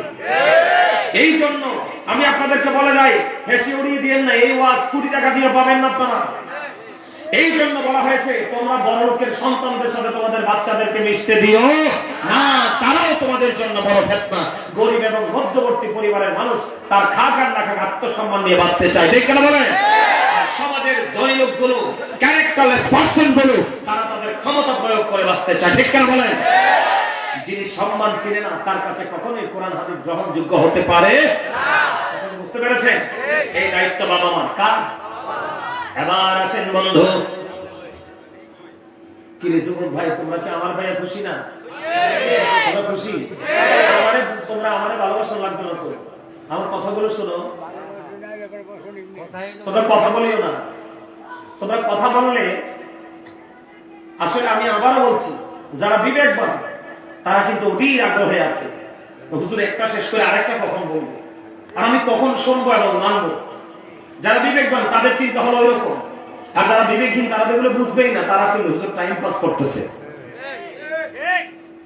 বিশেষ করে ওয়াজটা যুবকদের জন্য বললাম তো, এই মুরব্বীদের ওয়াজের দরকার নাই তো, এরা এমনিতেই পারফেক্ট আছে। কিছু কিছু শয়তান মুরব্বী সব জায়গায় আছে, কথা বলে না কেন? সব জায়গায় আছে কিছু কিছু শয়তান। তবে মুরব্বীদের মধ্যে ম্যাক্সিমামই আল্লাহ রাসূলের প্রেমিক। দুই একটু এসে ডিস্টার্ব বলে, হুজুর আপনি এই কথাটা কেন কইলেন? প্রশ্ন আসতে পারে। আল্লাহ রাসূলকে প্রশ্ন করছে, ইয়া রাসূলুল্লাহ, দুনিয়ার মধ্যে সবচেয়ে সম্মানী ব্যক্তিকে? রাসূল বলছেন যার বয়স বেশি সে। আল্লাহ রাসূলকে আবার প্রশ্ন করা, ইয়া রাসূলুল্লাহ, দুনিয়ার মধ্যে সবচেয়ে খারাপ ব্যক্তিকে? রাসূল কয় যার বয়স বেশি সে। তার মানে দুইটাই সেম টু সেম। একটাই না আযান দিলে মসজিদে যায়, আর আরেকটাই আযান দিলে দোকানে যায়। কষ্ট পান না কেন? আরো বলে দাদু ভাই, ঠিক না? একটা আযান দিলে কই যায়? মসজিদে আল্লাহরে রাখতে যায়। আর একটা আযান দিলে কই যায়? দোকানে যায়। দোকান তো ভালো জিনিস, চা খাইবো আর মানুষের বদনাম করবো। এটা হলো মুরব্বী। তবে মুরব্বীদের ক্ষেত্রে দুই একটা হচ্ছে একটু ব্যতিক্রম, আর তোমরা ছেলেদের ক্ষেত্রে ম্যাক্সিমামই ব্যতিক্রম। তোমরা যাবে কই? তোমরা যাবে কই? আমি তোমাদেরকে দেখাই। আমার লগে একটা জিনিস আছে, এইটা, এটার নাম কি? কেডা কইছে এটা মোবাইল? এটা ভয়ঙ্কর বিষ, এটা ভয়ঙ্কর বিষ। আমি তোমাদেরকে বলি, দুনিয়াতে যদি তোমাকে বিষাক্ত প্রাণী কামড় দেয়, এই বিষ কিন্তু তুমি কোনো মেডিসিনের মাধ্যমে নামাতে পারবে, কিন্তু এই বিষ যার অঙ্গে ঢুকেছে, এই বিষ কিয়ামতের আগে নামাইতে পারবে কিনা আমি জানি না। কারণ এটার মধ্যে যা আছে সব ইহুদি কালচার। তোমার আমার জন্য উপকার একটাই, টেলিফোন টিপা, হ্যালো, হোয়াটসঅ্যাপে ভিডিও কল, এর বাইরে ভাই তোমাদের জন্য কিচ্ছু নাই। সব বেঈমান কাফেরদের অপসংস্কৃতির চর্চা এটার মাধ্যমে করছে। হ্যাঁ, আমি তোমাদেরকে বলি, একটা ছেলে মা বাবার অবাধ্য হওয়ার জন্য পশ্চিমা কালচারই যথেষ্ট। আরে কালচার জানার জন্য সহজ হয় এটা।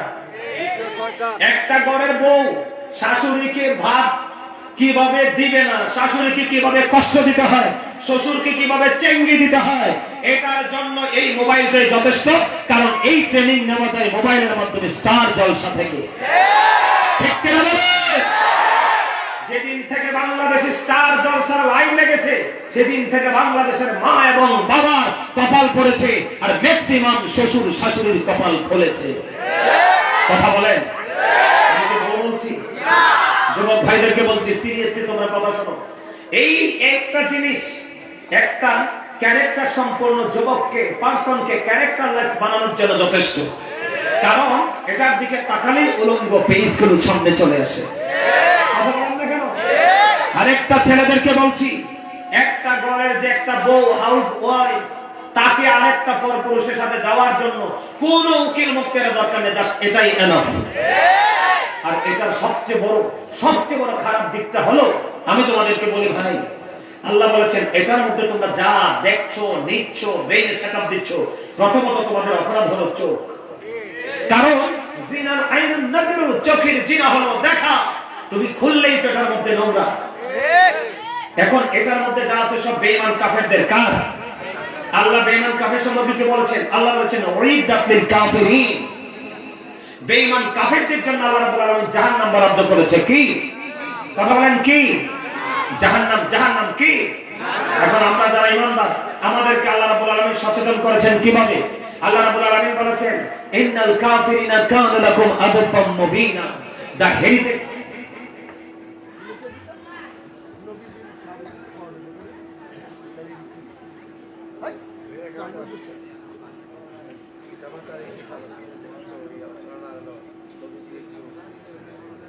আপনার সমস্যা কি? না সমস্যা কি আপনার? আমারে যেটা দিয়েছে পিতা মাতার হক, তারপরে সন্তানের কর্তব্য বাবা মার প্রতি এবং পর্দা, আমি তো যাচ্ছি।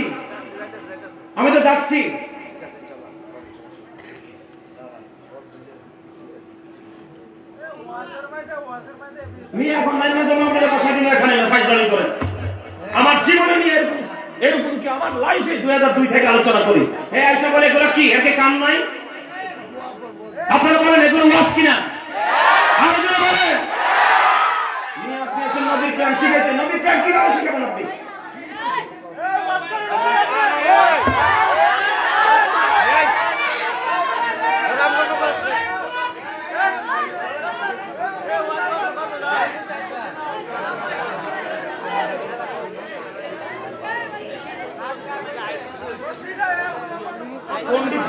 পণ্ডিত ভাবা ভালো, বেশি পণ্ডিত ভালো না। আপনি নিয়ে কথা বলবেন না। 2002 থেকে আলোচনা করি, আমি একজন টিচার।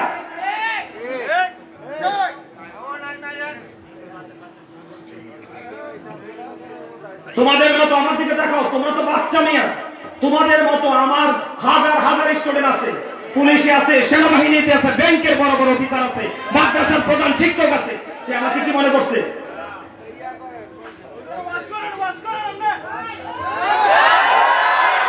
কথা বলে না। আমি কি এই পিতা মাতার সন্তানের প্রতি যে কর্তব্যটা, এই জায়গাটা শেষ হয়ে গেছে না? শেষ হয়েছে কিনা বলেন? আমি এখন আপনাদেরকে নিয়ে যাব কার কাছে? বাবা মার কাছে। কার কাছে? এখন বাবা মার প্রতি যে বাবা মার প্রতি যে সন্তানের যে মানে দুর্ব্যবহার, এই দুর্ব্যবহারটার কারণটা কি আগে তুলে ধরতে হবে না আমাকে? কথা বলেন, ধরতে হবে কিনা? ওয়াজ তো নিয়ে আমি কিচ্ছা কাহিনী বলার লোক না।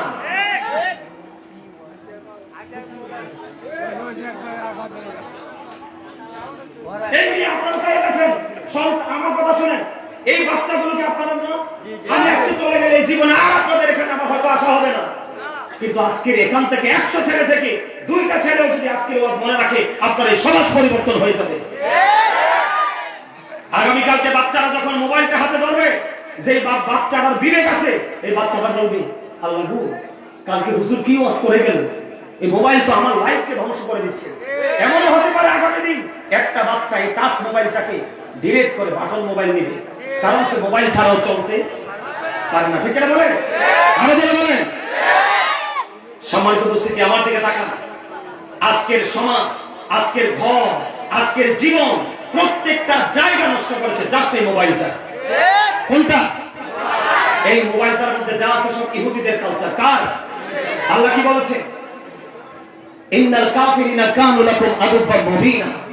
আল্লাহ বলেছেন, the critics are the eternal enemy of the believers. ঈমানদারদের প্রকাশ্য শত্রু হলো বেঈমান কাফেরেরা। বাবা মাকে কষ্ট দেওয়া, বাবা মার কলিজায় আগুন দেওয়া, এটা কি ইহুদিদের কাজ না? এই যে পশ্চিমা দেশে দেখবেন আপনারা, ওখানে আপনারা জানেন কিনা জানেন, আমার অসংখ্য ভক্ত আমেরিকাতে, ইউরোপে, ওই দেশে কিন্তু বাবা মার কোনো কি নাই। আপনার ওই দেশে কিন্তু বাচ্চা কাচ্চাকে বাবা মা শাসন করতে পারে না। কোন বাচ্চা কাচ্চাকে যদি বাবা মা শাসন করে, আপনাকে জেলে নিয়ে যাবে। আপনার বাচ্চা নিয়ে আরেকজনকে দিবে দায়িত্ব পালন করার জন্য, লালন পালনের জন্য, তাকে সরকারিভাবে ভাতা দেওয়া হয়। এখন এই মোবাইলের মাধ্যমে বাংলাদেশের মধ্যে কিন্তু ট্রেডিশন চালু হয়ে গেছে। অথচ আমরা মুসলমান, আমাদের ধর্ম হচ্ছে অত্যন্ত প্রেমময় ধর্ম। ঠিক কিনা বলেন? আমি নামাজ, রোজা, হজ, যাকাত সব করলাম, কিন্তু বাবা মার কথা আমি মানলাম না, আমি কোনোদিনও জান্নাতে যেতে পারবো না। তার কারণ হলো paradise of the child under the feet of the mother. মায়ের পায়ের নিচেই সন্তানের জান্নাত। এই কারণে আমরা সন্তান হিসেবে we should Obi our parents. আমাদের প্রত্যেকের উচিত আমাদের পিতামাতাকে মান্য। এখন মা বাবাকে ভালোবাসা কি? ফরজ। মা বাবাকে কষ্ট দেওয়া হারাম। জোরে কন্যা নাউজুবিল্লাহ। আবার বলেন, মা বাবাকে ভালোবাসা কি? আবার বলেন, মা বাবাকে ভালোবাসা কি? সবাই বলেন, মা বাবাকে ভালোবাসা কি? ফরজ। তাদেরকে কষ্ট দেওয়া হারাম। আমরা কি ফরজ কাজ আদায় করবো নাকি হারাম কাজ করবো? ফরজ কাজ করলে আবার শোনেন, আমার আলোচনা এরকম। দাদা ভাই কথা বললেন না, কথা বলেন না, আমাকে একটু আস্তে করতে দেন। সম্মানিত উপস্থিতি, এখন এই বাবা মা সম্পর্কে আমার কাজ কি? কিভাবে বাবা মাকে ভালোবাসবো? আল্লাহ রাব্বুল আলামিন পবিত্র কালামে হাকিমে কি বলেছেন? আল্লাহ বলেছেন, ওয়াবুদুল্লাহা ওয়া লা তুশরিকু বিহি শাইয়্যান ওয়া বিল ওয়ালিদাইনি ইহসানা। আল্লাহ রাব্বুল আলামিন বলেছেন, তোমরা আল্লাহর ইবাদত করো, আল্লাহর সাথে কোনো কিছুকে শরীক করিও না। ওয়া বিল ওয়ালিদাইনি ইহসানা। মা বাবাকে ভালোবাসো। এটা কার কথা? কোরআনের কথা। কার কথা? কোরআনের কথা। খেয়াল করেন, কার কথা? কোরআনের কথা। হাদিস শরীফের দিকে আসি আমি। আল্লাহ রাসূলকে একজন প্রশ্ন করলেন, ইয়া রাসূলুল্লাহ, এদিকে তাকান, বাচ্চারা কথা বলে। আল্লাহ রাসূলকে একজন প্রশ্ন করলেন, ইয়া রাসূলুল্লাহ, আমার কাছ থেকে সবচেয়ে বেশি সুন্দর আচরণ পাওয়ার হক কার বেশি? আল্লাহ রাসূল বললেন, ক্বালা উম্মুকা, তোমার মা। আবার নবীজিকে প্রশ্ন করা হলো, ইয়া রাসূলুল্লাহ, ইয়া হাবিবাল্লাহ, নবী গো। রাসূলকে আবার প্রশ্ন করলেন, ক্বালা সুম্মা মান, তারপরে কে গো নবী? আমার রাসূল বললেন, ক্বালা উম্মুকা, তোমার মা। আবার রাসূলকে প্রশ্ন করলেন, ক্বালা সুম্মা মান, তারপরে কে গো নবী? আবার রাসূল বললেন, ক্বালা উম্মুকা, তোমার মা। আবার প্রশ্ন করলেন, ক্বালা সুম্মা মান, তারপরে কে গো নবী? ক্বালা আবুকা, তোমার বাবা। যুবক ভাইদেরকে বলি, এখন আমরা কি মোবাইল ফলো করার কথা নাকি কোরআন এবং হাদিস? কথা বলে না? আমরা যদি কোরআন হাদিস পরিপূর্ণভাবে ফলো করতে পারি, মোবাইলটাকে, হ্যাঁ মোবাইলটাও প্রয়োজন আছে সময়ে সময়ে, কিন্তু সব সময় নয়। যুবক, আমি তোমাদেরকে বলে দিব আমি আজকে একটা গুরুত্বপূর্ণ কথা, যে মা বাবা এমন একটা নিয়ামত, মা বাবা এমন একটা নিয়ামত, আমরা এই নিয়ামত থেকে বন্ধু বঞ্চিত হতে চাই না। তার কারণ হলো, আমার দিকে তাকানো বন্ধু, আমি প্রথমে বাবা দিয়ে শুরু করি। অনেকে মানি কথা বললে অনেকে বলে হুজুর বাবার কি দাম নাই? না না না, বাবার দাম আছে। আল্লাহর হাবিব আপনার আমার প্রাণের রাসূল তিনি বলে দিয়েছেন, যেই সন্তানটা বাবার অবাধ্য ওই সন্তানটা আল্লাহর অবাধ্য। মানে যেই সন্তানটাকে বাবা পছন্দ করে না, যেই সন্তানটাকে বাবা দেখতে পারে না, যেই সন্তানটা বাবা কথা বললে পারতাম না বলে, ওই সন্তানটাকে আমার আল্লাহ দেখতে পারে না। তাহলে বাবার দাম আছে না? আরো জোরে বলেন না। আরো মজার খবর শুনেন, এখনকার ছেলেরা কিন্তু বাবা মাকে টাকা দিতে চায় না, শ্বশুর শাশুড়ির জন্য বরাদ্দ রাখে বেশি। কথা কয় না কেন? এখনকার ম্যাক্সিমাম ছেলে, আমি সবাইকে বলছি না, এখনকার ম্যাক্সিমাম ছেলে ও বন্ধু ঈদ আসলে আগে শ্বশুর বাড়ির জন্য বরাদ্দ দেয়, কিন্তু মা বাবার বাজেটটা আসে পরে। ম্যাক্সিমাম ছেলেদের ক্ষেত্রে এমন হয়। সেই জন্য আমি আপনাদেরকে বলে দিতে চাই, আল্লাহ রাসূলকে একজন প্রশ্ন করলেন, ইয়া রাসূলুল্লাহ, ইয়া হাবিবাল্লাহ, নবী গো, ও আপনাদের নবী, আমার বাবা তো আমার উপার্জিত টাকাগুলো নিজের মতো করে খরচ করতে চায়। খেয়াল করেন, আবার বলছি, নবীজির কাছে কমপ্লেইন নিয়ে গেলেন। কি নিয়ে গেলেন? নবীজির কাছে কমপ্লেইন নিয়ে গেলেন, ইয়া রাসূলুল্লাহ, ইয়া হাবিবাল্লাহ, নবী গো, ও আপনাদের নবী, আমার বাবা তো আমার উপার্জিত টাকা, মানে ছেলে বাবার বিরুদ্ধে, যে আমার বাবা আমার উপার্জিত টাকাগুলো নিজের মতো করে খরচ করতে চায়। ইয়া রাসূলুল্লাহ, আমি কি করব? আমার রাসূল একটা ডাক দিয়ে বললেন, তোমার টাকা না শুধু, তুমি নিজেও তোমার বাবার সম্পদ। মানে হিসাব বুঝেন নাই? মানে কি? তোমার বাবা শুধু তোমার উপার্জিত টাকা না, তোমার বাবা শুধু তোমার উপার্জিত টাকা না, তোমাকেও তোমার বাবা যেমনি ইচ্ছা এমনি ইউজ করতে পারবে। তুমি তোমার বাবাকে না করতে পারবে না, কারণ শুধু তোমার টাকা না, তুমি নিজেও তোমার বাবার সম্পদ। তাহলে বাবার নাম আছে না? আরো জোরে কোন? আরো জোরে। এবার আসেন বন্ধুরা আমার রাসূল বলেছে, খেয়াল করেন হাদিস শরীফ কিন্তু 3 নাম্বার। আল্লাহর প্রিয় হাবিব বন্ধু তিনি বলে দিয়েছেন, পিতামাতা দুজন বেঁচে আছে অথবা একজন বেঁচে আছে। যুবক, তোমাদেরকে বন্ধু বলে দিয়েছে, তোমাদেরকে ওয়াজগুলো বেশি বেশি শোনা দরকার, কারণ বর্তমানে বাংলাদেশের প্রত্যেকটা পাড়ায় পাড়ায়, মহল্লায় মহল্লায় বিয়ের পরে বাবা মার দুঃখের জীবন নেমে আসে। অথচ বিয়ের পরেই বাবা মা সবচেয়ে বেশি সুখে থাকার কথা ছিল, কারণ এতদিন আদর পাইছে কার কাছ থেকে? ছেলের কাছ থেকে। এখন বাবা মা আদর পাবে বৌমার কাছ থেকেও, কিন্তু বৌমা আসার পরে বাবা মার সুখ দুটোটাই হারিয়ে যায়। এই জন্য আমি তোমাদেরকে বলে দিতে চাই, আপনারা আমার প্রাণের রাসূল তিনি বলে দিলেন, আপনারা আমার প্রাণের রাসূল তিনি বলে দিলেন, বাবা মা দুইজন অথবা একজনকে পেলেন, আপনি দুজনকে পেলেন অথবা একজনকে পেলেন, দুইজনের একজনকে পাওয়ার পরে আপনি যদি তাদেরকে আদর করে, তাদেরকে ভালোবেসে, তাদেরকে সম্মান করে, তাদের কথা শুনে আপনি যদি জান্নাতের মালিক হতে না পারেন, তাহলে আপনার মতো হতভাগা কেউ নেই। রাসূল বলেছেন, হতভাগা সে, হতভাগা সে, হতভাগা সে। 3 বার বলেছেন, কে রে সেই হতভাগা, যে পিতামাতা দুজনকে পেল অথবা একজনকে পেল। ও বন্ধু, গত ধরেন মাস 6 মাস আগে হবে, ফৌজদারিতে, কুমিল্লা ফৌজদারি মোড়ে বৃষ্টি আসলো, তো কালেক্টরের মসজিদের গেটে আমি দাঁড়িয়ে গেলাম। একজন বৃদ্ধ আসলে, একেবারে কুচু হয়ে গেছে, হাঁটতে পারে না। আইসা বলে, বাবা গো, আপনি আমাকে আল্লাহর রাস্তায় কয়টা টাকা দেন না? তো আমি তো এখানে মসজিদের সামনে দাঁড়ায় আছি। তখন ওনাকে প্রশ্ন করলাম, দাদু ভাই আপনার কি ছেলে নাই? কই শুধু ছেলে না, আমার ছেলে যোগ্য, দক্ষ, পরিপূর্ণ, আমার ছেলের বউ আছে, আমার ছেলের ঘরের নাতি নাতকুর আছে, এরা ভালো চলতেছে, তাহলে আপনি ভিক্ষা করেন কেন? এবার তিনি উত্তর দিয়ে দিলেন, আমার বাচ্চা আমাকে কোন ধরনের কোন সহযোগিতা করে না। নাউযুবিল্লাহ বলেন না কেন? অথচ রাসূল কি বলেছেন, বাবা মা দুজনকে পাইলা অথবা একজনকে পাইলা, তাদেরকে ভালোবেসে মূল্যায়ন করে যদি তুমি জান্নাতের মালিক হতে না পারো, তোমার মতো হতভাগার কেউ হতে পারে না। নাউযুবিল্লাহ বলেন না? আমি একটু আগে মোবাইলটা বের করেছিলাম কিনা? কথা বলেন না? এইটা কেন বের করেছে আবার কারণটা আমি বলি আপনাদেরকে। আমাদের ছেলেরা যখন বন্ধু মোবাইলে ঢুকে তখন কিন্তু তার দুনিয়ার কোনো খবর থাকে না, এবং নিজে কোথায় আছে সেটাও তার খবর থাকে না। বলে হুজুর এই সময় যদি একটা মা এসে দেখে বলে বাবা বাবা গো আমাকে একটা বাজার এনে দেস না, কিন্তু ছেলেটা বলবে মা চলে যাও আমি পারবো না, কারণ ছেলেটার মন তো মায়ের দিকে নাই, ওই ছেলের রুহটা গিয়েছে কোথায়? মোবাইলে। যুবক এই জায়গাটা আমি এখানে রেখে দিলাম আর ভাবলাম না, আমি একটু তোমাদেরকে নিয়ে সামনে যেতে চাই। তোমরা যদি বিবেকজ্ঞান হও তাহলে আমি মোবাইলটা কেন বের করেছিলাম, এক্সাম্পল কেন দিয়েছিলাম, তোমরা সহজে বুঝতে পারবে। যুবক তোমাদের সামনে মোবাইল, তোমরা কিন্তু মা ডাকছে খবর পাচ্ছ না, বাবা ডাকছে এটাকে গ্রহণ করতেছো না। আমি তোমাদেরকে বলে দিতে চাই, হযরতে জুরিস নামে একজন আল্লাহওয়ালা যুবক ছিল, বুখারী শরীফের মধ্যে এসেছে হাদিসখানা।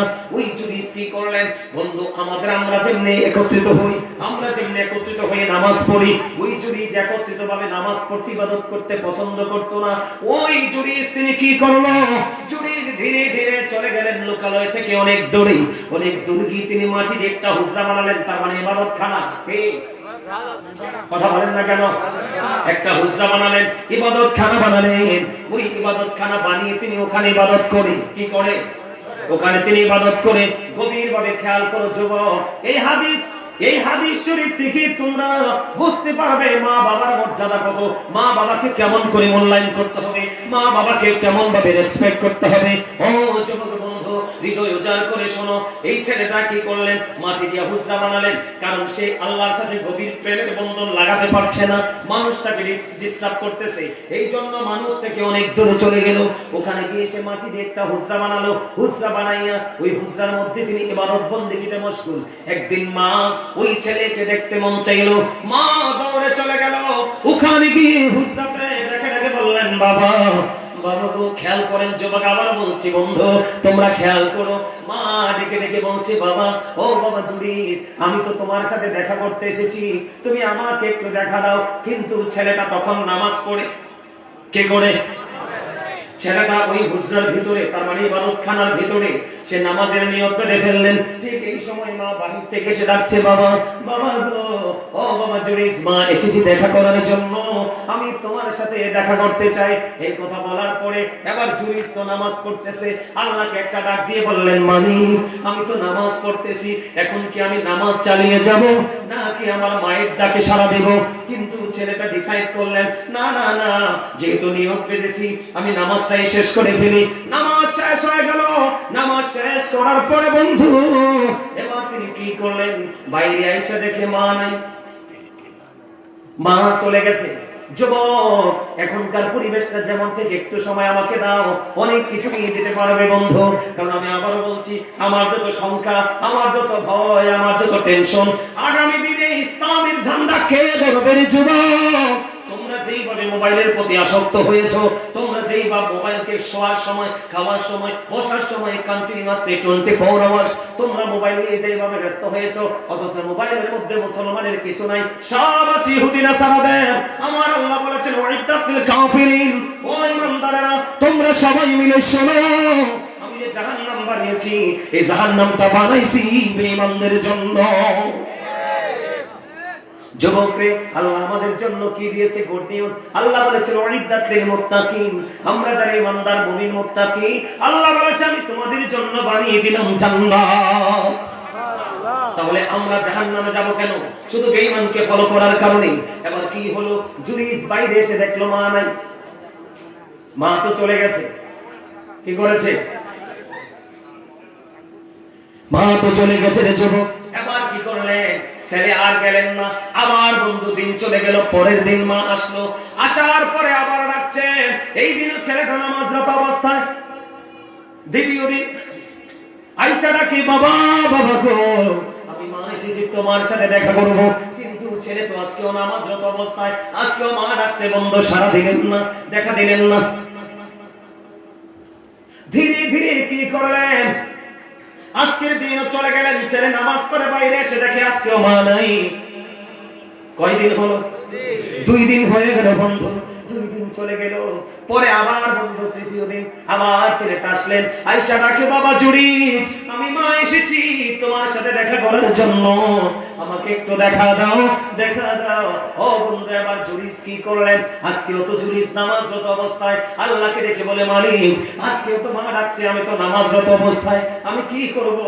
আজকেও ছেলেটা নামাজ পড়লেন, নামাজ শেষ করে এসে দেখে আজকেও মা নাই।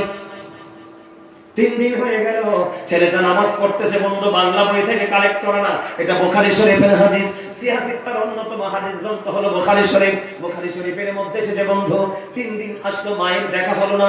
মা 3য় দিন যাওয়ার সময় আল্লাহকে ডাক দিয়ে বললেন, আল্লাহ আমি একে 3 দিন হলো এসেছি, আমার ছেলেটা আমাকে দেখা দিল না, তাকে বেশ্যা মহিলার মুখটা দেখাইয়া তারে মরণ দিও না। নাউজুবিল্লাহ বলেন না কেন? ছেলে কি মারে বকছে? মা কি বকা দিয়েছে? কোনো কিছু করেছে? ছেলে তো নামাজ পড়ে। খেয়াল করেন, মায়ের গুরুত্ব বোঝানোর জন্য বলছি, বাবার গুরুত্ব বোঝানোর জন্য বলছি বন্ধু। 3 দিন ছেলেটা নামাজ পড়লো, মার সাথে দেখা করলো না। 3য় দিন মা যাওয়ার সময় বললো, আল্লাহ ওই ছেলেটাকে বেশ্যা মহিলার মুখটা দেখাইয়া তুমি মরণ দিও না। মা তো বদদুয়া দিয়ে চলে গেল। ও বন্ধু, পাশেই ছিল এক বেশ্যা মহিলা। তখন এই বেশ্যা মহিলার গর্ভে বাচ্চা ছিল। দিন চলে গেল, রাত পোহায় গেল। আস্তে আস্তে কিছু দিনের মধ্যে এই বেশ্যা মহিলার বাচ্চা প্রসব করলো। ও বন্ধু, যার সন্তান। নাউজুবিল্লাহ বলেন না কেন? কারণ বিয়ে ছাড়া সন্তানই তো যার বাচ্চা, ঠিক কিনা বলে? ওই সবাই তো জানে এই মহিলার বিয়ে হয় না, কিন্তু বাচ্চা আসলো কোত্থেকে? এবার বন্ধু, তাকে লোকালয় থেকে মানুষ কষ্ট করে শুরু করলো, তুই কোত্থেকে বাচ্চা এনেছ আমাকে বল, এই বাচ্চা তুই কোথায় পাইছিস আমাকে বল। এবার ওই মহিলা বলতেছে, ওই বাচ্চা এনেছে আমি জুরিস থেকে। ওমা নাউজুবিল্লাহ বল না। এই জুরিস কিন্তু বেশ্যা মহিলার মুখও দেখে নাই, কোনদিন জানেও না, কিন্তু ঘটনা পেঁচটা লাগলো কেন? ঘটনা পেঁচ লেগেছে বন্ধু, ওই যে মায়ের অভিশাপ। কে কথা বলেন না কেন? আর অভিশাপ? মায়ের অভিশাপ বন্ধু, মায়ের অভিশাপ বন্ধু। এখন কি করলেন? এবার তাৎক্ষণিকভাবে মানুষ চলে আসলেন। বেশ্যা মহিলার কথা মানুষ বিশ্বাস করলেন। দেখবেন চুরি চুরি করলে দোষ নাই, ইমাম সাহেব দোষ করলে চাকরি নেই। কথা কয় না কেন? একটাই পারে, ইমাম সাহেবকে ধাক্কা দিয়ে মিম্বর থেকে বের করে দিতে, আর বাইরে কিছু ক্ষমতা নাই, ঠিক কিনা বলেন? বুজুর্গ মানুষ তো চান্স পাইছে, কিছু অসভ্য থাকে না। কথা বলে গেল। এবার মানুষগুলো দৌড়ে চলে আসলো, এই জুরিজের হুজরাটা ভেঙে ফেললো, জুরিজকে মারতে শুরু করলো। প্রহার করতে করতে তাকে টেনে হেসড়ে হুজরা থেকে বের করলো। হুজরা থেকে বের করার পরে এবার জুরিজ বলতেছে, আমাকে কেন প্রহার করছো? আমি তো জানি না ওই বেশ্যা মহিলার পেটে তুমি বাচ্চা দিয়েছো। এবার জুরিস বলতেছে, না না না, আমাকে একটা ঘটি পানি দাও। তাকে একটা ঘটি পানি দেওয়া হলো। পানি দেওয়ার পরে সে অজু বানালো। অজু বানানোর পরে বন্ধু, অজু করার পরে এবার তিনি কি করলেন? তিনি নামাজ পড়লেন। নামাজ পড়ার পরে অসংখ্য মানুষ আসছে দৃশ্য দেখার জন্য। অনেক মানুষ আসলো। আসার পরে হযরত জুরিস বললেন, কোথায় সেই বাচ্চা? আমার কাছে নিয়ে আসো। ওই বাচ্চাটাকে যখন নিয়ে আসা হলো, ওই জুরিস কি করলেন? আল্লাহর ওলি তিনি ওই ছোট্ট বাচ্চাটার, বেশ্যা মহিলার বাচ্চাটার পেটটার উপর হাত দিলেন। পেটটার উপর হাত দিয়ে বললেন, বাবু বাবু রে, তুমি বলো না তোমার বাবাকে? ও বন্ধু, সঙ্গে সঙ্গে এই নবজাত শিশুর জবান খুলে গেল। ওই শিশু বললেন, ওই রাখাল আমার বাবা। জোরে জোরে একবার কন্যা আল্লাহু আকবার। মহিলা বলছে, বাপকে। কথা বলেন না কেন? মহিলা বলছে, বাপকে। জুরিস বাচ্চা কি বলে? রাখাল। একবার কন্যা সুবহানাল্লাহ। এখন আমি আপনাদেরকে যুবকদেরকে বোঝানোর জন্য হাদিস শরীফটা বলেছি। যুবক, যেই যুবক নামাজ পড়ে, কি করে? যেই যুবক নামাজ পড়ে, সেজদার মালিক কি আল্লাহ। যেই যুবক নামাজের মাধ্যমে আল্লাহর সেজদা দিতেছে, 3 দিন নামাজ পড়লো, কিন্তু 3 দিন মা এসে ডাকলো, ছেলেটা মায়ের ডাকে সাড়া দিল না, নামাজ চালিয়ে গেল। ওই ছেলের প্রতি মা যখন অভিশাপ দিল, বেশ্যা মহিলাকে জড়িয়ে তাকে কলঙ্কিত করা হলো। আর তুমি তো মোবাইল নিয়ে বসে আছো। তুমি বলো, মা যদি দুঃখ পায় তোমার উপায় কি? হিসাব বুঝেন না তারা? এই ছেলে তো নামাজ পড়ছে, তারপরে মায়ের বরদোয়া দিতে দিতে কবুল। আর তুমি তো নামাজ না, ইবাদত বন্দেগী কিনা, পাপ কাজ করতেছো। মা ডাক দিল, এই সময় তুমি মায়ের ডাকে সাড়া দিলে না, বাবার ডাকে সাড়া দিলে না, তোমার উপায় কি? বুঝতে পেরেছেন আমার ওয়াজ? মোবাইল কেন বের করছিলাম, বুঝতে পারছেন? তাহলে আমাদেরকে কি করতে হবে? মায়ের দাম আছে না? সে কেমন আল্লাহর ওলি দেখেন, বাচ্চার পেটে হাত রাখতে দেরি বাচ্চার জবান খুলে যায়। এত বড় আল্লাহর ওলি হওয়ার পরেও মায়ের অভিশাপ সাথে সাথে লাইগে গেছে। আর আপনার আমার তো ইবাদত না, আপনার আমার তো আমল নাই, আপনার আমার উপায় কি? না খাবো না, দেখানোর জন্য বুঝতে পারছি। মায়ের চেহারার দিকে মায়ার নজরে তাকাবেন। রাসূল বলছে একটা হজের সওয়াব। রাসূলকে প্রশ্ন করলো, রাসূল গো দৈনিক যদি 100 বার তাকাই? রাসূল বলেন 100টা হজের সওয়াব। তাহলে মারে অবমূল্যায়ন করা যায়নি? মা ডাকলে সাড়া দিবেন, মা যদি কিছু চাই দিবেন, মা অসুস্থ হলে সেবা করবেন। ভাই আপনি অসুস্থ হলে মা কিন্তু আপনার সেবার জন্য কাজের লোক আনে নাই, কিন্তু আপনি কেন আপনার মায়ের অসুস্থতার সময়, বাবার অসুস্থতার সময় কাজের লোক আনবেন? কথা বুঝতে পারছেন? তাহলে আমরা মা বাবাকে ভালো বাসবো, মা বাবাকে আমরা কষ্ট দেব না, ঠিক করে বলেন? কি এটা তো আমার মাথায় আছে রে ভাই।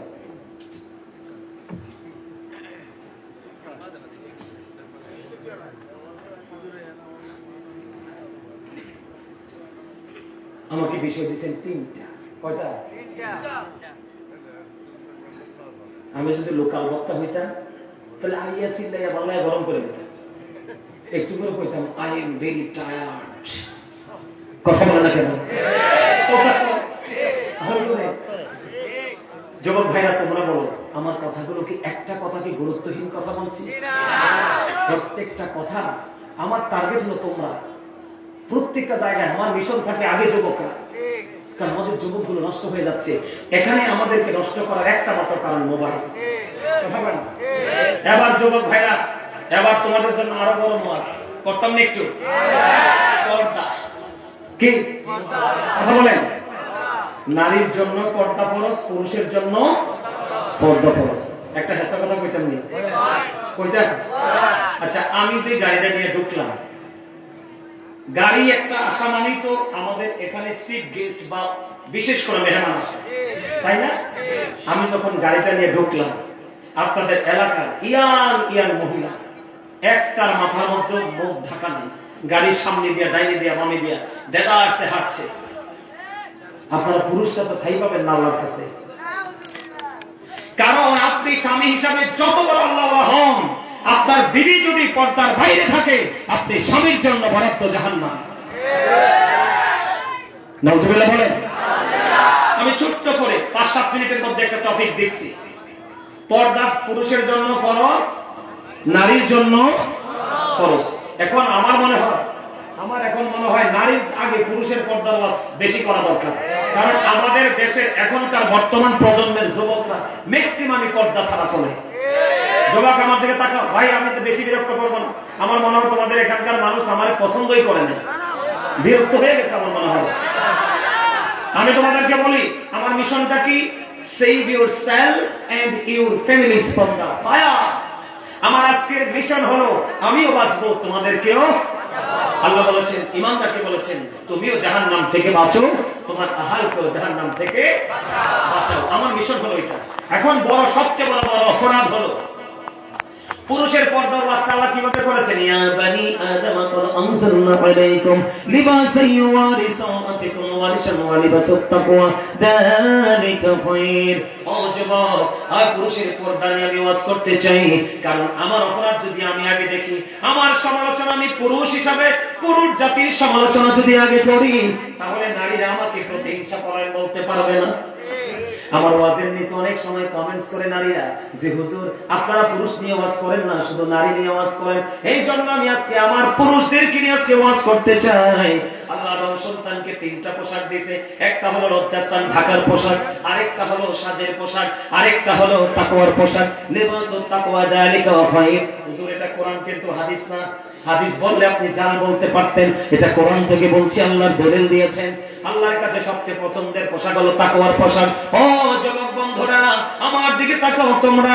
এই যে পর্দাটা তোমাদের জন্য কত বড় জরুরি। পুরুষের পর্দার কন্ডিশন আল্লাহ রাব্বুল আলামিনের কোরআন অনুযায়ী উপর দিয়ে তোমার পোশাক থাকবে নাভি বরাবর অথবা নাভির উপরে, আর নিচের দিক দিয়ে থাকবে টাকনুর উপরে। তোমরা টাকসু চিনো না? টাকনু সবাই চিনো? যুবক ভাইদেরকে বলছি, এই যে দুই পায়ের নিচে ছোট ছোট গিটের মতো দুটো হার আছে কিনা, এই দুটোর উপরে রেখে পোশাক পরা, এটা একদিকে পুরুষের জন্য ফরজ, আর একদিকে এটা পুরুষের পর্দা। এখন আমাদের দেশের ম্যাক্সিমাম ছেলেরা এখন পরে জিন্স প্যান্ট। কোন প্যান্ট? যুবক তোমরা কি প্যান্ট পরো? তোমরা কথা বলো না, কি প্যান্ট পরো? জিন্স প্যান্ট পরো। কিন্তু তোমরা জিন্স প্যান্টটা পরার পরে প্যান্টটা নাভির 3 থেকে 4 আঙ্গুল নিচে থাকে, তোমার গোপন অঙ্গ সামনে এবং পিছনে দেখা যায়। ইভেন তুমি যখন নামাজে যাবে জিন্স প্যান্ট পরে রুকুতে যাওয়ার পরে পিছনের কাতার থেকে আরেক ভাই তোমার লজ্জাস্থান দেখতে পায়। যার লজ্জা নাই তার ঈমান নাই। জোরে কোন নাউজুবিল্লাহ। যার লজ্জা নাই কি নাই? আর আল্লাহ রাসূল আমাদেরকে আল্লাহ পোশাক দিয়েছে লজ্জাস্থান ঢাকার জন্য। তুমি যদি পোশাক পরার পরেও তোমার লজ্জাস্থান ফাঁকা থাকে, তাহলে বুঝে নিতে হবে তুমি পোশাক পরিহিত পুরুষ নও, তুমি উলঙ্গ পুরুষ। তোমাকে তো আল্লাহ পোশাক দিয়েছে লজ্জাস্থান ঢাকার জন্য, এটা ফরজ। কিন্তু তোমার তো লজ্জাস্থান তুমি ওপেনিং করে রেখেছো, ঠিক না? ঠিক। আমার যুবক, আমি তোমাদেরকে বলে দিতে চাই বন্ধু, এই পোশাক যারা পরবে বুখারী শরীফের মধ্যে এসেছে তাদের ঠিকানা হবে জাহান্নাম। কারণ তুমি আল্লাহর হুকুম অমান্য করেছো। লুঙ্গি বলো, প্যান্ট বলো, পায়জামা বলো, ট্রাউজার বলো, সবকিছু কিন্তু উঁচু নিচু করা যায়, লম্বা খাটো করা যায়, কিন্তু জিন্স প্যান্টটা কেমন কন্ডিশনে তৈরি করা হয়েছে এটা তুমি হাজার টানলেও নাভি বরাবর আসবে না, কেটে ফেলতে হবে। ওই যে তোমাদেরকে আমি মোবাইল দেখিয়েছি অনেকগুলো কারণ কি, তোমরা এই জিন্স প্যান্ট এবং ডিজাইনেবল পোশাকের ও তোমরা ডিজাইনটা নাও থেকে মোবাইল থেকে। কথা বলে না কেন? এই মোবাইল বেঈমান কাফেরদের জন্য কিছুই না, আমাদের জন্য বড় অভিশাপ।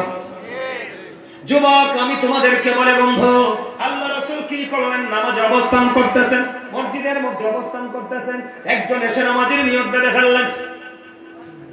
খেয়াল করে, নামাজের নিয়ত বাঁধলে কিন্তু অন্য কোনো চিন্তা করা যায় না।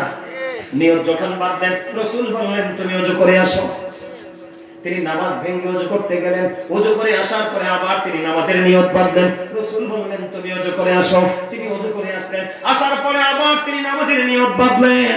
আল্লাহ রাসূল বললেন তুমি আবার ওযু করে এসো। হাদিস শরীফের মধ্যে এসেছে 3 রাসূল বলেছেন। তৃতীয়বার রাসূলকে প্রশ্ন করা হলো, ইয়া রাসূলুল্লাহ, বারবার কেন বলছেন? আমার রাসূল বলতেছে সে যে পোশাক পরে নামাজ পড়তেছে কিয়ামত পর্যন্ত নামাজ পড়তে পারবে, এই নামাজ আল্লাহ পর্যন্ত পৌঁছাবে না। কারণ ইমানদার হিসাবে তার পোশাকের কন্ডিশন আছে, সেই আল্লাহর হুকুমকে অমান্য করেছে। নাউজুবিল্লাহ বলে। তাহলে পুরুষের পর্দা আছে, ম্যাক্সিমাম পুরুষেরও বেপরদাশীল। এই জন্য যুবক বন্ধু, আমি তোমাদেরকে বলে দিতে চাই আমরা পুরুষরা পর্দা করবো, ঠিক কিনা বলেন? এবার আসেন নারীদের সম্পর্কে আল্লাহ কি বলেছেন? ও করনা ফি বুয়ুতিকুন্না ওয়ালা তাবাররাজনা তাবাররুজাল জাহিলিয়াতিল উলা। আল্লাহ রাব্বুল আলামিন বলে দিয়েছেন ওই জাহিলি যুগের নারীদের মতো এই যুগের নারীরা তো বেপরদাশীল ভাবে চলতে পারে না, তাদের রূপ অন্য কোনো বেগানা পুরুষকে দেখাতে পারে না, তারা ঘর থেকে ওপেনলি বের হতে পারে না। আল্লাহ নিষেধ করেছে তোমরা কি করো না ওই জাহিলি যুগের নারীদের মতো বেপরদাশীল হয়ে বেগানা পুরুষকে তোমাদের রূপ দেখায়ও না। কারণ তোমার রূপটা যখন কোনো বেগানা পুরুষ দেখবে তখনই কিন্তু তোমার প্রতি তার আকর্ষণ হবে। কথা বলে না কেন? চললা ওই পুরুষ দেখে তোমার দিকে নজর দিয়ে দিল, এই পুরুষের কামনা বাসনা, পুরুষের মনে নোংরা চিন্তার জন্য তুমি দায়ী। জোরে জোরে কন্যা নাউজুবিল্লাহ। এখানে পুরুষের একটা কাজ আছে, এখানে পুরুষের একটা কাজ আছে। আল্লাহ রাসূল বলেছে পুরুষরাও কিন্তু রাস্তায় হাঁটার সময় চাইলে দেখে সবর চাইতে পারবে না। আল্লাহ রাসূল বলেছে পুরুষ তোমরা যখন পথ চলো তোমরাও চক্ষুটাকে নিম্নগামী করে চলো। জীবনের শুরু থেকে শেষ পর্যন্ত চোখটাকে যদি নিচু করে তুমি চলতে পারো, আমি নবী কথা দিলাম তোমার জান্নাতের জামিনদার আমি হয়ে যাব। তাই আমরা পুরুষের দায়িত্ব তো পালন করতে হবে। মা বোনদের জন্য বলে দিতে চাই, এখনকার আমার মা বোনেরা যদি 3 পিস পরে পাতলা ওড়না লাগায়, যদি শাড়ি পরে পাতলা ওড়না শাড়ি পরে, ঠিক কিনা বলেন? আল্লাহ হাবিব বলে দিয়েছেন কেউ যদি পোশাক পরার পরে, কোন নারী যদি পোশাক পরার পরেও তার শরীরটা দেখা যায়, রাসূল বললেন সেই নারী হলো উলঙ্গ নারী। নাউজুবিল্লাহ বলেন না? বন্ধু আমার দিকে তাকান, উম্মে মাকতুমের পুত্র আব্দুল্লাহ আসতেছে আমার নবীজির কদমে। মাকতুমের পুত্র আব্দুল্লাহ আসতেছে। আব্দুল্লাহ হলো অন্ধ। মাইমুনা সহ আমার রাসূলের সামনে নারী উপস্থিত ছিলেন। আমার রাসূল বললেন, উম্মে মাকতুমের পুত্র আব্দুল্লাহ তো আমার কাছে আসতেছে, তোমরা এখান থেকে সরে যাও। কি করো? তোমরা এখান থেকে সরে যাও, তোমরা এখান থেকে প্রস্থান করো। উম্মে মাকতুমের পুত্র আব্দুল্লাহ আসতেছে। তখন ওই নারীরা প্রশ্ন করলেন, ইয়া রাসূলুল্লাহ, ওই নারীটা তো অন্ধ। আমার রাসূল বললেন, ওই নারীটা, ওই পুরুষটা তো অন্ধ, উম্মে মাকতুমের পুত্র আব্দুল্লাহ অন্ধ, কিন্তু তোমরা তো অন্ধ না। হিসাব বুঝতে পারছেন নি? তার মানে দোতলার খাই দিয়ে আরেকবারে নতুন জামাইয়ের দিকে চাওয়া যাবে না। কথা কয় না কেন? কথা বলে। একজন গরিব মানুষ, স্বামী কিন্তু ফরেজগার, টাকা নাই, সে বাড়ি চার দিয়ে বড়া কলা গাছের পাতা দিয়ে বেড়া দিছে। বউ কিন্তু কলা গাছের পাতা ভাগ করে চুকি দিতে পারবে না। কথা বলেন না কেন? পুরুষ যদি কানা হয়, পুরুষ হয়তো তোমাকে দেখে না, কিন্তু তুমি তো পুরুষকে দেখছো। এই জন্য রাসূল বলেছেন, উকি ঝুঁকি চলবে না। নারীরা হচ্ছে গোপন প্রেমময় জিনিস, ফুটন্ত ফুলের মতো, তারা থাকবে গোপনে। বের হবে যখন ঘর নিয়ে বের হবে, তার মানে বোরকা।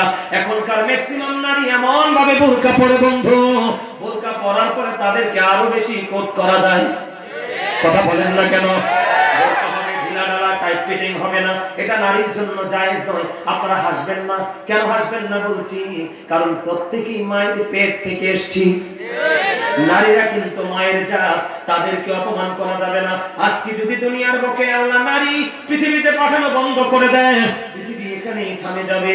এই পৃথিবীর প্রজন্মের পর প্রজন্ম নারীদের আছে গুরুত্বপূর্ণ ভূমিকা, ঠিক কেনা বলা?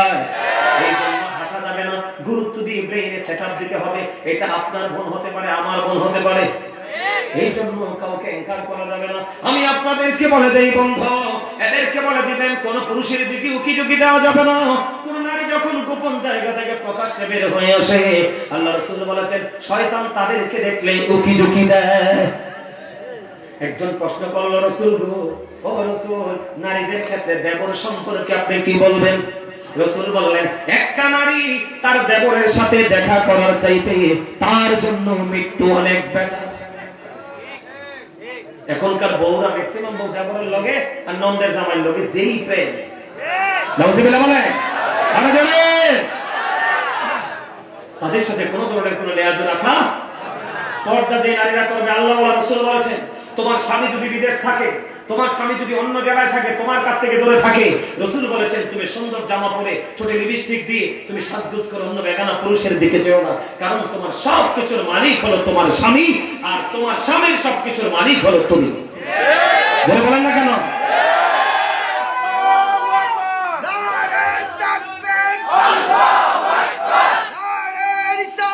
ইয়া রাসূলুল্লাহ, ইয়া রাসূলুল্লাহ।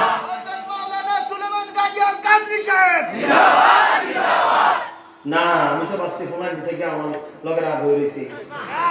না, মাশাআল্লাহ, কেউ তো রাগ হয় না। আলহামদুলিল্লাহ বলে। এই যে তোমরা ভাইরা, তোমরা যে ফ্রি মানসিকতা নিয়ে শুনেছো, আজকে হয়তো তোমরা এটা মানবে না, কালকে পরশু তোমাদের ব্রেনে থেকে যাবে, কারণ মন দিয়ে শুনেছো। এক সপ্তাহ পরে হলো তোমাদের মধ্যে সে ফিলিংস আসবে, আরে আমাদের মাহফিলে তো হুজুর আনছিলাম, হুজুর তো আমাদেরকে ওয়াজটা করে গেছে। শোনেন, এবার একটা জায়গায় আসি আমি। শুধু নারীরা স্যাক্রিফাইস করবে এমন না, পুরুষরাও করতে হবে। শুধু নারীরা গৃহবন্দী থাকবে আর আপনি অন্য নারীদের সাথে পরকীয়া করবেন না। গড়ে বউ, গড়ে আপনার ওয়াইফ আপনার জন্য অধীর আগ্রহে বসে আছে, আমার স্বামী কখন আসবে, কারণ সে সতী নারী। কিন্তু আপনি আপনার বিবির কথা বলে অন্য নারীদের প্রতি আসক্ত হয়ে গেছেন। নাউজুবিল্লাহ বলেন। এদিকে তাকান। এই স্বামী স্ত্রী কেমন হতে হবে? আপনি যদি বাইরে দুধ খান, বিবিকেও কিন্তু দুধ খাওয়াতে হবে। আপনি যখন বাইরে এক কাপ চা খাবেন, বিবির জন্য একটু চা নিতে হবে। আপনি যখন একটা গেঞ্জি কিনবেন, বিবির জন্য তার পছন্দের একটা কিছু কিনে দিতে হবে। এটা হচ্ছে ইসলামের আইন। বলে আমি পারছি না, আমার প্রয়োজন, আমি পুরুষ মানুষ, বাইরে যেতে হয়, বউরে তোমাকে আনতে পারছি না, পরে কিনে দেবো, সেটা হলো ভিন্ন বিষয়। কিন্তু ইসলামের আইন হলো আপনি যেটা করবেন, বিবিকেও সেটা দিতে। এই জন্য পৃথিবীতে সবচেয়ে বেশি সুখী, পৃথিবীর বুকে সবচেয়ে বেশি সুখী হলো হক্কানি আলেমদের বিবি, হক্কানি আল্লাহর ওলিদের বিবি। কারণ তারা জানে তারা যদি আল্লাহ রাসূলের কথা অমান্য করে বিবি তার বিরুদ্ধে নেগেটিভ কমপ্লেইন করবে, তখন কিন্তু তার কোনো উপায় নাই, কারণ সে তো সব আইন কানুন জানে। ঠিক কিনা বলেন? আমার দিকে তাকান। এই শেহওয়াজ, যারা বিয়ে করেছেন এবং যারা আগামী দিনে করবেন, এই হাদিসটা মনে রাখবেন। রাসূল বলেছেন, যেই স্বামী বিয়ে করার পরে তার বিবিকে মোহরানা না দিয়ে মারা যায়, রাসূল বলেছেন ওই স্বামীকে কাল হাসরের দিন জিনাকারীদের অন্তর্ভুক্ত করে দাঁড় করানো হবে। খেয়াল করতে হবে, হুট করে কিন্তু কাবিন দিলে হবে না। কথা বুঝতে পেরেছেন? যে দুইটা বিয়ে করবেন, দুটোটা বিবির জন্য সমান আইন প্রয়োগ করবেন। সমানের উপস্থিতি বাবা মার কর্তব্য। এদিকে তাকান, বাবা মার কর্তব্য, সন্তানের কর্তব্য এবং স্বামী স্ত্রীর পর্দা এবং কর্তব্য, মূল ছিল এই জায়গাগুলো। আমি ছোট ছোট আমার আলোচনা ধারাই এমন, আমি টপিক আকারে আলোচনা করি। আসলে আমরা একবার দৌড়ছি সিরিয়ালে, এই অভ্যাস আমার নাই। কারণ মাহফিল বছর একবার হয়, এই মাহফিলটাতে যদি ছোট ছোট করে 3টা 4টা 5টা টপিকস নিয়ে আলোচনা করা যায়, কারো না কারো জীবনে একটা টপিক হেদায়েতের জন্য প্রভাবশীল। কথা বলেন? আমি আজকে মোবাইলটা নিয়ে এত বেশি কথা বলেছি, আমি বিশ্বাস করি আমার মন বলেন কেউ না কেউ এখান থেকে মোবাইলটা ধরলে এই কথাটা মনে হবে, না হুজুর তো কথা বলে গেছে, আমাকে একটা লিমিটের মধ্যে আসতে হবে। আল্লাহ আমাদের সবাইকে কবুল করে নিক, সকলে বলেন আমিন। ভাইরা, তোমাদেরকে বলে দিতে চাই, আজকের এই মাহফিল পেয়ে তোমরা খুশি নেবে যান? ক্লোজ করে ফেলেন, এগুলো রাখার দরকার নেই। আমি যুবক ভাইদেরকে বলে, তোমরা আজকের মাহফিলে খুশি নেবে যান? সবাই খুশি? সবাই? কারণ আগামী বছরের মাহফিলটা হোক, আরো ভালো আলোচক এখানে আসুক। তোমরা এটা চাও তো? চাইলে সবাই সার্বিকভাবে সহযোগিতা করতে হবে। আজকে তোমাদের উপস্থিতিটা যেমন ছিল সুন্দর, কিন্তু এই উপস্থিত হওয়ার আগে কিন্তু পরিবেশটা তৈরি করতে হবে। এই আগামী বছর এই পরিবেশ তৈরি হয়, এটা তোমরা সবাই চাও? কথা বলেন। আমরা সবাই মাহফিলটা হোক চাই না? আরে ভাই, আমরা আজকে যত খুশি, তার চেয়ে বেশি খুশি এই এলাকার কবরবাসী। কারণ যে গ্রাম দিয়ে কোন আলেম হেঁটে যায়, আল্লাহ রাসূল বলেছেন কম পক্ষে 40 দিন ওই গ্রামের কবরবাসীর কবর আযাব আল্লাহ টোটাল বন্ধ করে দেয়। আমরা আমাদের কবরবাসী